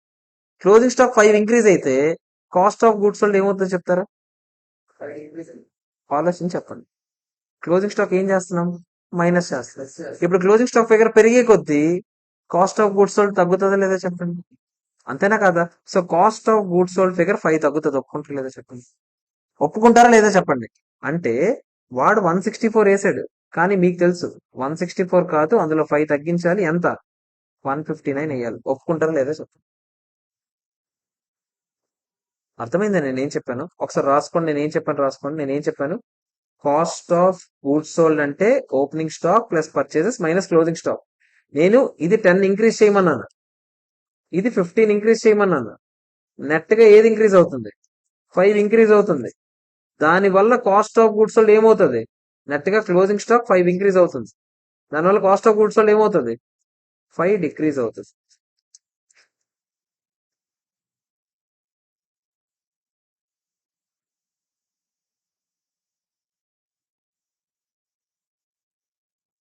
ఒప్పుకుంటారా? ఓకేనా కదా? సేమ్ ఇది కూడా ఏమవుతుంది చెప్పండి. 173 ఉంది, ఇక్కడ కూడా ఓపెనింగ్ స్టాక్ క్లోజింగ్ స్టాక్ 15 20. అప్పుడు సేమ్ అక్కడ కూడా ఏం ఇంపాక్ట్ వస్తుంది చెప్పండి? 5 తగ్గుతుందా లేదా? మళ్ళీ సేమ్ ఆలోచించండి రా. క్లోజింగ్ స్టాక్ పెరిగితే కాస్ట్ ఆఫ్ గుడ్స్ సోల్డ్ ఏమవుతుందో చెప్పండి రా. క్లోజింగ్ స్టాక్ పెరిగే కొద్దీ కాస్ట్ ఆఫ్ గుడ్స్ సోల్డ్ తగ్గుతుంది. ఓకేనా కాదా చెప్పండి? క్లియరా? సేల్స్ ఏమైనా మారుతుందా? ఏం మారదు. 324 296 అలాగే ఉంటుందా లేదా చెప్పండి? ఒప్పుకుంటారా లేదా? మరి ఆబ్వియస్లీ గ్రాస్ ప్రాఫిట్లు మారిపోతాయి కదా, అంతేనా? ఎక్స్పెన్సెస్ ఏమైనా మారుతాయి? ఏమేమి మనం దాని గురించి ఏం క్వశ్చనే కాదు, అలాగే ఉంటాయి లేదా చెప్పండి. ప్రాఫిట్ ఆటోమేటిక్ గా 5 తేడా వస్తుంది చూడండి. 68 కాస్త ఏమైంది, 73 అయింది. 58 కాస్త ఏమైంది, 63 అయింది. అంతేనా కదా చెప్పండి. క్లోజింగ్ స్టాక్ పెరిగితే ఆబ్వియస్లీ ప్రాఫిట్ ఏమవుతుంది, పెరుగుతుంది. అదే కదా జరిగింది ఇక్కడ, అంతేనా కదా చెప్పండి. సో జరిగింది. తర్వాత ఏమన్నాడు మనకి, state change in accounting policy PNL లో ఎలా ఉంటది అంటే, ఇదిగో పిఎన్ఎల్ అయితే ఇలా చూపిస్తాం, ఈ ఇయర్ ది చూపిస్తాం, లాస్ట్ ఇయర్ ది రీస్టేట్మెంట్ చేస్తాం కదా, అదే కంపారిటివ్ ఇన్ఫర్మేషన్ కూడా మారుస్తాం కదా. మరి ఆబ్వియస్లీ రీటైన్ ఎర్నింగ్స్ గురించి కూడా ఒక ఎక్స్ట్రాక్ట్ ఇవ్వండి అని అడుగుతుంది. రీటైన్ ఎర్నింగ్స్ మీరు నాకు చెప్పండి. యాక్చువల్ గా 31st March 2001 ఫిగర్ ఇచ్చాడు, ఎంత ఇచ్చాడు, 423. 31st March 2001 అంటే లాస్ట్ ఇయర్ 423 అనా? లాస్ట్ ఇయర్ 423 ఓపెనింగ్ నుంచి మీరు నాకు చెప్పండి, 31st March 2021 అంటే ఎప్పుడు, అంటే 2020 నుంచి 21 వరకు క్లోజింగ్ ఫిగర్ 423 అంటే ఈ ఫిగర్ తాలూకా ఓపెనింగ్ ఇచ్చాడు మనకి, అంటే అంతే కదా. ఒకసారి చూడండిరా, నేను ఏమంటున్నాను, ఇదే ఇయర్ రా, 1 to 2 రా, ఇదే ఇయర్ రా, 31st March 2001 ఎండింగ్ రా, అంటే 0 to 1 అయినా ఇది, అంటే ఇదేంటి, దీని ఓపెనింగ్ ఫిగర్ అయినా, అంతేనా కదా చెప్పండి. దాని ఓపెనింగ్ ఫిగర్ ఎంత అంట, 423. రీటైన్ ఎర్నింగ్స్ కి ఏమవుతుంది చెప్పండి, యాడ్ అవుతుంది. ఆ ఇయర్ లో వచ్చిన ప్రాఫిట్ యాడ్ అవుతా, ఆ ఇయర్ లో ప్రాఫిట్, కరెక్ట్ ప్రాఫిట్ ఎంత, ఏదది 63 అనా? మీరు వేసింది ఎలాగో చెప్తున్నాడు, మనం ఎలా వేయాలో చెప్తున్నట్టు, సర్లే. మనం ఎలా వేయాలో మీకు తెలుసు కదా. 423 వల్ల, రీటైన్ ఎర్నింగ్స్ వల్ల, ఆగండి,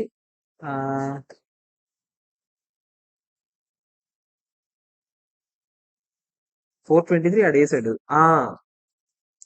మీరు నాకు చెప్పండి, ఇక్కడ 10 ఎందుకు యాడ్ చేశాడు? ఇప్పుడు ఇక్కడ 63 యాడ్ చేసిన దానికి ఆ ఇయర్ రిటర్న్ ఎర్నింగ్స్, 73 యాడ్ చేసిన దానికి ఈ ఇయర్, అదే ఆ ఇయర్ ప్రాఫిట్, ఈ ఇయర్ ప్రాఫిట్. 10 ఎందుకు యాడ్ చేశారు చెప్పండి. నా డౌట్ అర్థమైందా? ఇక్కడ 423 April 2001 కి ఉన్న, April 2001 కి ఉన్న బ్యాలెన్స్ అయినా కాదా చెప్పండి, అది 423. నేనేమంటున్నాను, 10 పక్కన పెడితే ఇదైతే మీకు తెలుసు 63 యాడ్ చేయాలి, ఎందుకు, ఈ ఇయర్ లో వచ్చిన ప్రాఫిట్ యాడ్ చేయాలి. ఏ ఇయర్ లో వచ్చిన ప్రాఫిట్, 2001 to 2 లో వచ్చిన ప్రాఫిట్. దానికి ఆబ్వియస్లీ 2 to 3 లో వచ్చిన ప్రాఫిట్ కూడా యాడ్ చేస్తాం లేదా, చేస్తాం. నేను అడుగుతుంది ఏంటి, 10 ఎందుకు యాడ్ చేశారు?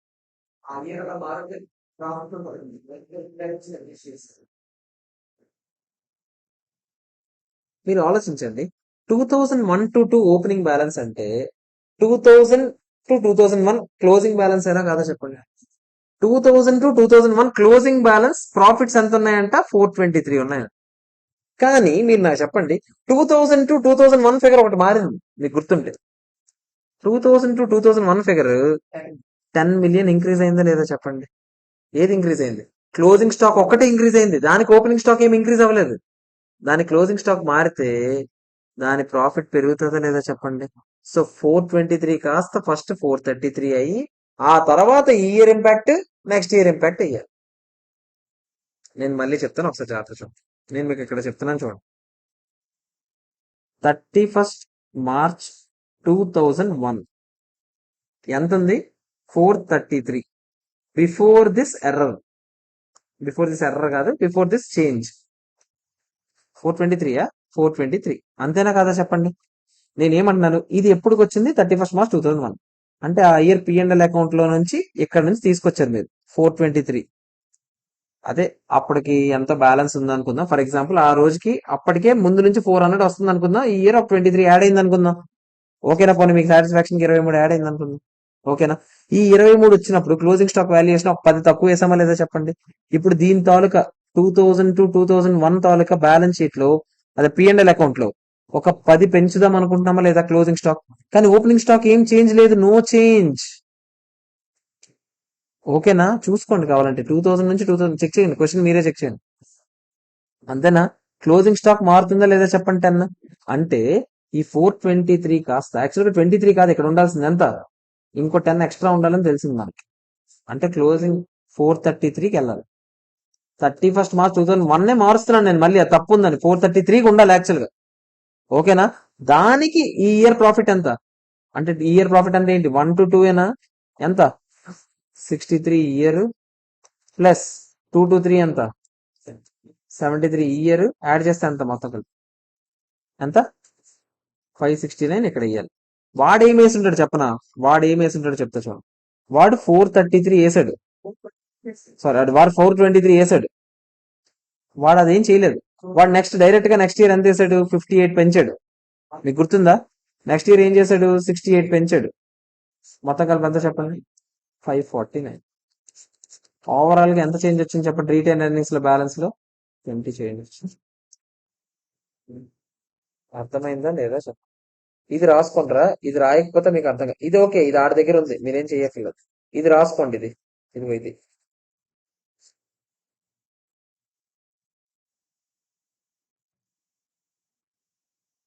చాలా మంచి లాజిక్ అది.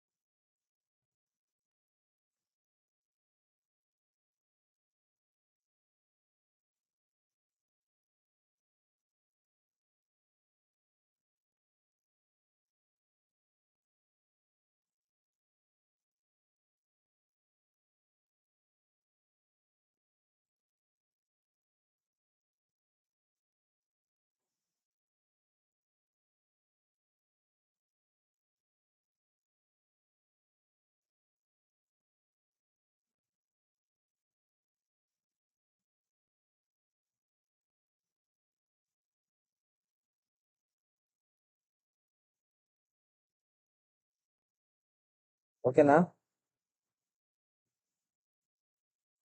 నెక్స్ట్ ఏది విన్నది? 10th 1. 10th 1 యాక్చువల్ గా 33 చెప్పాలి. ఆ 33తో సంబంధం లేదు. సర్లే, 33తో సంబంధం ఉండదు అనుకుంటున్నా. మధ్యలో ఎక్కడైనా 33 తగిలేలాగా ఉందనుకోండి, అప్పుడు అది అయ్యాక చెప్తా. ఓకేనా? ఆ, అంటే మీకు కనీసం బేసిక్ డైల్యూటెడ్ అంటే ఏంటో చెప్పాలా లేదా చూస్తున్నారు.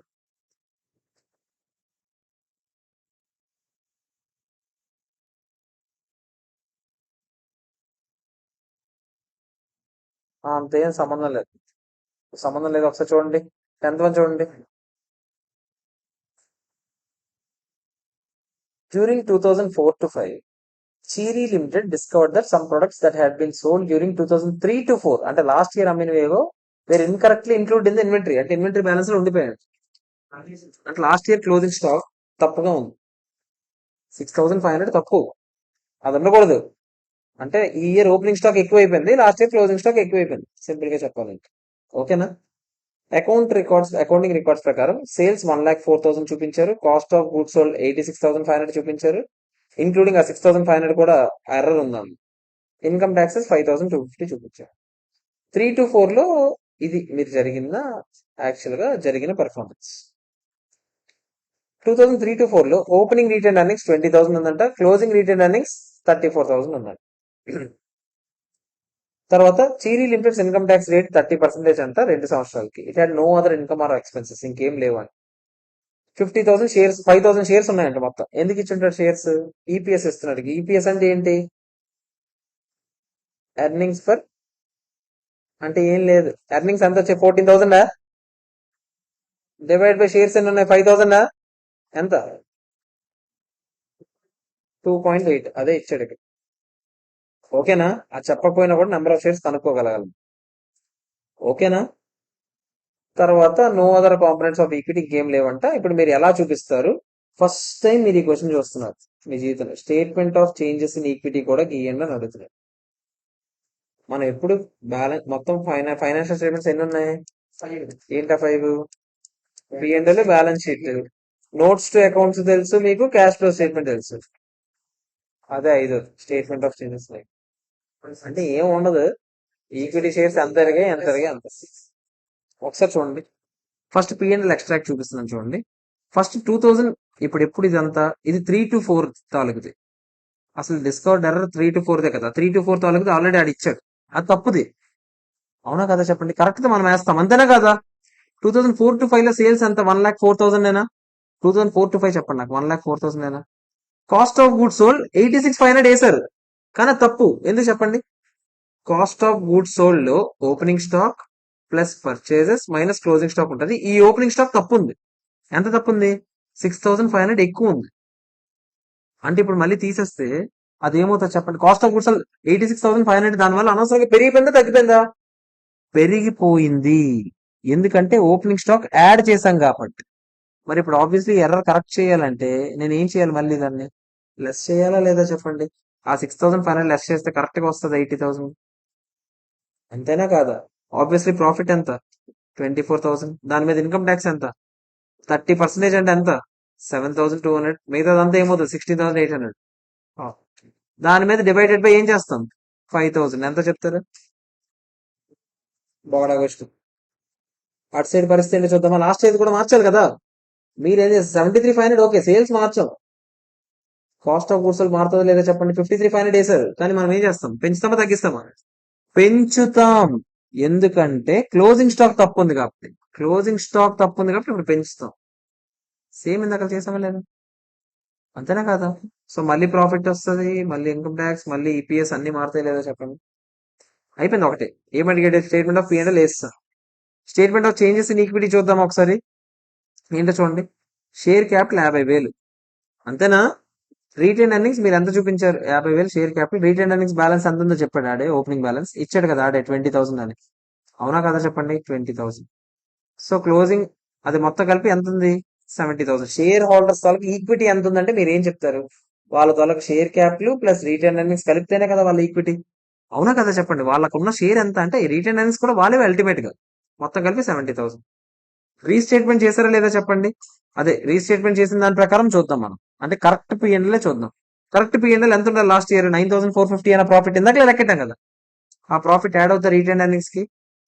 మళ్ళీ నెక్స్ట్ ఇయర్ కూడా యాడ్ అవుతా 16,800. కరెక్ట్ గా యాడ్ చేసి చూపించడం గడిది గుడ్డి. ఏం లేదు గడిది గుడ్డి. ఓకేనా కదా చెప్పండి? నెక్స్ట్ ఏంటి? నోట్స్. నోట్స్ కూడా ఇవ్వండి అని అడిగాడు. నోట్స్ కూడా ఇవ్వండి. ఇది ఆబ్వియస్లీ ఏమవుతుందో చెప్పండి? The finance statements have been restated to correct this error. The effect of restatement ఏంటో సమ్మరీలో చూపిస్తున్నాడంట. కాస్ట్ ఆఫ్ గుడ్స్ పెరిగింది, ఇన్కమ్ ట్యాక్స్ తగ్గింది, ప్రాఫిట్ తగ్గింది, ఈపీఎస్ తగ్గింది, ఏవేవి ఎంత తగ్గి ఎంత పెరిగి రాశాడు రావు దగ్గర. కాస్ట్ ఆఫ్ గుడ్స్ ఏమైందిరా? ఇదిగో 53,500 చూపించింది కాస్త మీరు ఏం చేశారు? 6,500 పెంచారా? ఇదిగో ఇన్కమ్ ట్యాక్స్ ఎక్స్పెన్స్ ఏమైందిరా? మీరు ఎంత చూపించారు? మీరు 6,000 చూపించారు, మేము ఎంత చూపించాం? 4,050 చూపించాం. అంటే 1,950 తగ్గిందా? తర్వాత ప్రాఫిట్ ఏమైందిరా? మేము 4,000, మీరు ఎంత చూపించారు? 14,000 ప్రాఫిట్ చూపించారు, మేము ఎంత చూపించాం? 9,450 చూపించామా? అలా ప్రతిదీ ఏవేవి ఎంత మారాయో అడుగుతున్నాడు అంతే. ఓకేనా కాదా చెప్పండి?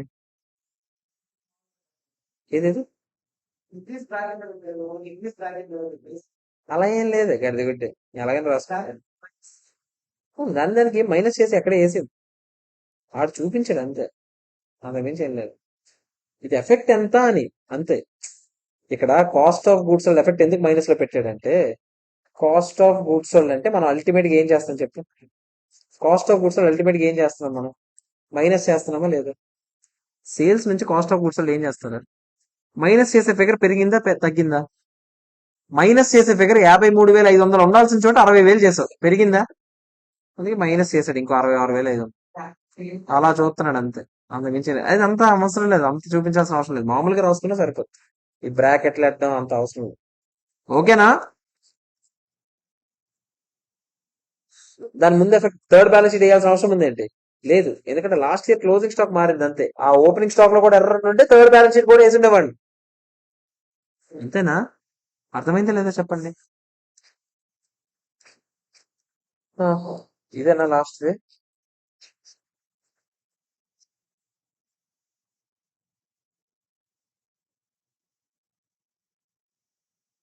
చూద్దామా? క్వశ్చన్ ఏంటో చూడండి. Hello hello hello. Last question చూడండి ఒకసారి. క్వశ్చన్ చదవండి.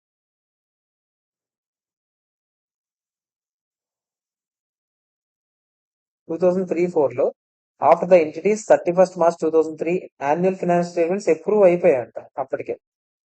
ఓకేనా. A latent defect in the composition of new product manufacture was discovered.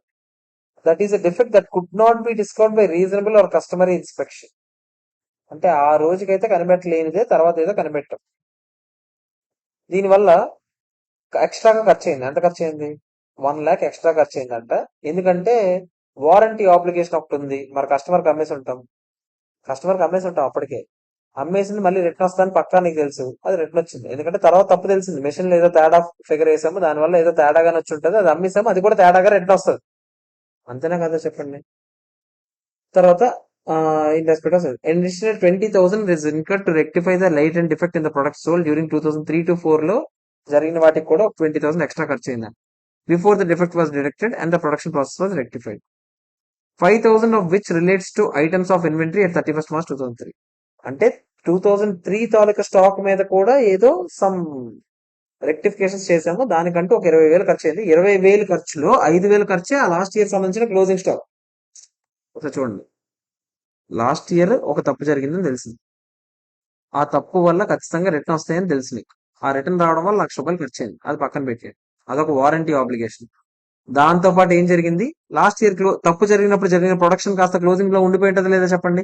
ఆ క్లోజింగ్ లో ఉండిపోయిన మళ్ళీ అమ్మకుండానే మన దగ్గర ఉన్నాయి, వాటిని రెక్టిఫై చేయడానికి ఒక 5,000 ఖర్చు అయింది. ఓకేనా. అలాగే ఈ ఇయర్ ఫ్రెష్ స్టాక్ ఉంటది కదా, దాంట్లో కూడా ఒక ప్రొడక్షన్ జరిగిపోయింది, దాంట్లో 15,000 ఖర్చు అయిపోయింది. ఆ 15,000 కూడా రెక్టిఫికేషన్ కోసం ఖర్చు అయింది. నేను మొత్తం మళ్ళీ క్వశ్చన్ అంతా నేను మీకు కంక్లూడ్ చేస్తాను కదా. తర్వాత చూడండి, defective inventory was reported at cost 15,000 in the 2002-3 financial statements. 2002-3 financial statements లో అది 15,000 నేను చూపించామంట. ఆ డిఫెక్టివ్ ఇన్వెంటరీ ఏదైతే ఉందో పాతది, అది 15,000 నేను చూపించామంట. అప్పుడు ఎలా చూపించామంట, selling price less cost to sell ఎంత చూపించామంట, 18,000 కదా. అంటే fair value, selling price less cost to sell అంటే కాస్ట్ ఎంత, 15,000. కాస్ట్ ఆర్ ఫెయిర్ వాల్యూ కాదు, ఇది ఎన్ఆర్వి అనొచ్చు, ఇన్వెంటరీ కదా. నెట్ రియలైజబుల్ వాల్యూ అంటే ఏంటో చెప్పండి. Estimated selling price minus estimated cost of completion, అంతేనా కదా చెప్పండి, minus estimated cost to cell. రెండు తీయాలి, తీసిన తర్వాత కదా మనం ఫెయిర్ వాల్యూ. అదంతా ఎంత వచ్చిందంట, 18,000 వచ్చింది. ఖర్చు ఏమో 15,000 అయింది. అప్పుడు ఆబ్వియస్లీ రిచ్ ఎవరేజ్ లోవర్ అంటే ఏం చూపిస్తాం చెప్పండి, 15,000 చూపించామంట. ఓకేనా. The accounting estimates made in preparing so and so finance statements were appropriately made using all the reliable information that the entity could reasonably be expected to have been obtained and taken into account in the preparation and presentation of finance statements. ఈ situation analyse చేసి ఏం పేకాలో ఏంటో చెప్పండి అనేది question. ఒకసారి జాగ్రత్తగా చూడండి ఏం జరిగిందో నేను చెప్తాను, ఒకసారి జాగ్రత్తగా వినండి. ఒకసారి మొత్తం డిస్కస్ చేశాక థియరీ అంతా నేను మొత్తం మీకు మళ్ళీ సమ్మరైజ్ కూడా చేస్తాను, కంగారు పడతాను.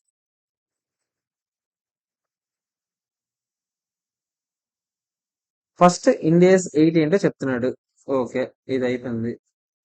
అకౌంటింగ్ ఎస్టిమేట్ అంటే ఏంటో చెప్తున్నాడు. ఇది కూడా మనకు తెలుసా తెలీదా చెప్పండి. ఎస్టిమేట్ అంటే ఆబ్వియస్లీ తర్వాత ఫ్యూచర్ లో తెలియబోయే ఇన్ఫర్మేషన్ తో చేసేదాన్ని ఎస్టిమేట్ అంటాము. ఫర్దర్ ఎస్టిమేట్ ఏదైనా ఉంటే దాన్ని ఎలా రికాగ్నైజ్ చేస్తాం చెప్పండి, ప్రాస్పెక్టివ్ గా రెట్రోస్పెక్టివ్ గా. ప్రాస్పెక్టివ్ గా చేస్తాము, అంతేనా. ఆ పీరియడ్ మాత్రం ఎఫెక్ట్ ఇస్తే ఆ పీరియడే చేస్తాము, ప్రీవియస్ పీరియడ్స్ ఏమైనా ఎఫెక్ట్ ఇస్తే ఆ ప్రీవియస్ పీరియడ్స్ కూడా ఆబ్వియస్లీ చేస్తాం. అంతేనా కదా చెప్పండి. అదే సారీ, ప్రీవియస్ పీరియడ్స్ అంటాను, ఫ్యూచర్ పీరియడ్స్. తర్వాత చూడండి, prior period errors are omissions from and mistake. Prior period errors అంటే ఏంటో చెప్తున్నాడు. ప్రియర్ పీరియడ్ ఎర్రర్స్ అంటే ఏంటో మీకు తెలుసో తెలియదో చెప్పండి. లాస్ట్ ఇయర్ సంబంధించిన ఏదైనా తప్పు, అదే తప్పైనా అవ్వచ్చు, ఎర్రర్ ఆఫ్ ఒమిషన్, కమిషన్, తర్వాత క్లాసిఫికేషన్ ఎర్రర్, ఇలా ఏ ఎర్రర్ అయినా అవ్వచ్చు. దాని అన్నింటిని ఏమంటాం మనం, ఎర్రర్స్ అంటాం. ఓకేనా. Was avoidable when finance statements for those periods were approved for issue and could reasonably be expected to have been obtained so and so and so. అంటే ఆ రోజుల్లో నిజంగా బుర్ర పెట్టి ఆలోచించుంటే అది జరగకపోయి ఉండేది. బుర్ర పెట్టి ఆలోచించినా కూడా జరిగి ఉండేదంటే అది ఎర్రర్ కాదు.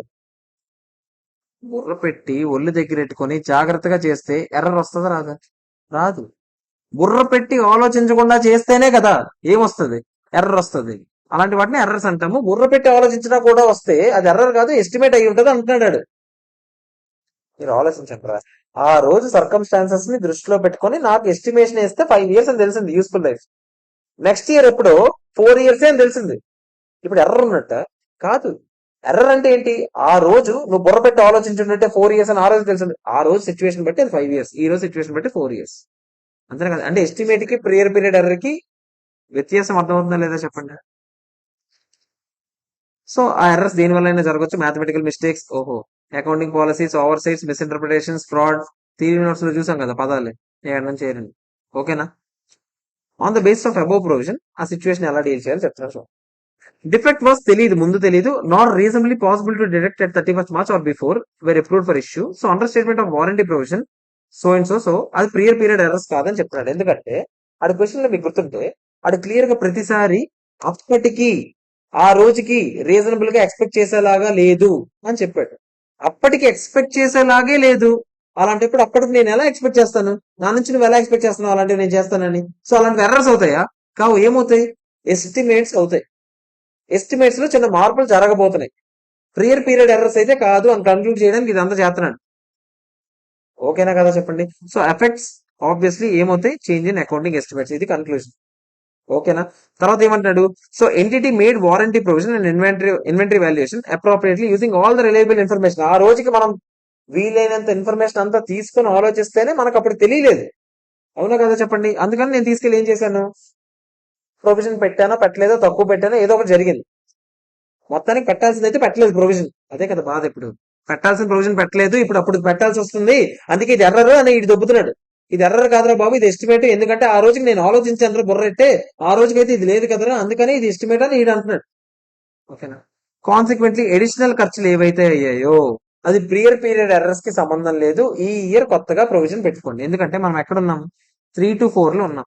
ఇప్పుడు పాతవన్నీ ప్రియర్ పీరియడ్ ఎర్రర్స్ లో చూపించడానికి ఇది లేదు. ఎందుకంటే అప్పటికి అది ఎస్టిమేట్ అదే, ఇప్పటికి ఎస్టిమేట్ ఇది. ఇప్పుడు నిజంగా ఎక్స్ట్రా ఖర్చు అవుతుంది అనిపిస్తే ఇప్పుడు పిఎన్ఎల్ లో వేసుకో. ఓకేనా కదా చెప్పండి. తర్వాత ఏమంటే inventory is measured. Obviously inventory దేని మెజర్ చేయాలి చెప్పండి? Cost or fair value less cost to sell. Inventory cost ఎంత? 15,000 నాడే చెప్పాడు. ఫెయిర్ వాల్యూ ఎంత అని చెప్పండి? బయట మార్కెట్ లో అయితే ఎంతకు అమ్ముకోవచ్చు? 18,000 అమ్ముకోవచ్చు. కానీ 18,000 లో మరి ఆబ్వియస్లీ ఖర్చులు ఎంత అవుతాయి చూడాలి కదా. రెక్టిఫై చేయడానికి ఆ పర్టికులర్ ఇన్వెంటరీకి ఎంత అవుతుంది? 5,000 అయినా కాదా చెప్పండి? 18,000 మైనస్ 5,000 ఎంత? సో ఇన్వెంటరీని ఎంతకు చూపించాలి నేను? అంటే క్వశ్చన్ లో ఎక్కడెక్కడో ఏవో పాయింట్స్ అడిగాడు. ఆ 1 lakh వారంటీ అన్నాడు, అవేవో అన్నాడు. అవన్నిటి గురించి కాదు క్వశ్చన్. క్వశ్చన్ లాస్ట్ అల్టిమేట్ దేనికి? ఇప్పుడు ఈ ఇయర్ ఎండింగ్ లో మీరు చూపించేది కరెక్టా కాదా అనేది ఇక్కడ మ్యాటర్. ఓకేనా? దాని గురించి చెప్తున్నా. ఓకేనా కదా చెప్పండి. క్లియరా కాదా? ఎస్టిమేట్ కి ప్రియర్ పీరియడ్ ఎర్రర్ కి తేడా తెలియాలి. ప్రియర్ పీరియడ్ ఎర్రర్ అంటే ఆ రోజు నిజంగా బుర్రెట్టి పనిచేసి ఉంటే దొరుకుండేది అనేటట్టుగా ఉండేవి ఏమైనా ఉంటే అవన్నీ ఏమవుతాయి? ప్రియర్ పీరియడ్ ఎర్రర్స్ అవుతాయి. లేదు ఆ రోజుకి ఎంత కష్టపడినా తెలియదురా బాబు, అది అలాగే ఉన్నదిరా సిచ్యువేషన్ అంటే అదేమవుతుంది? ఎస్టిమేట్. అర్థమైందా లేదా చెప్పండి. క్లియర్? ఓకేనా? ఫ్యూచర్ ఎలా ఉన్నా అదే. ఎర్రర్ అంటే ఆ రోజుకి కరెక్ట్ గా చేస్తే జరుగుండాల్సింది తప్పుగా చేస్తే ఏం లేదు.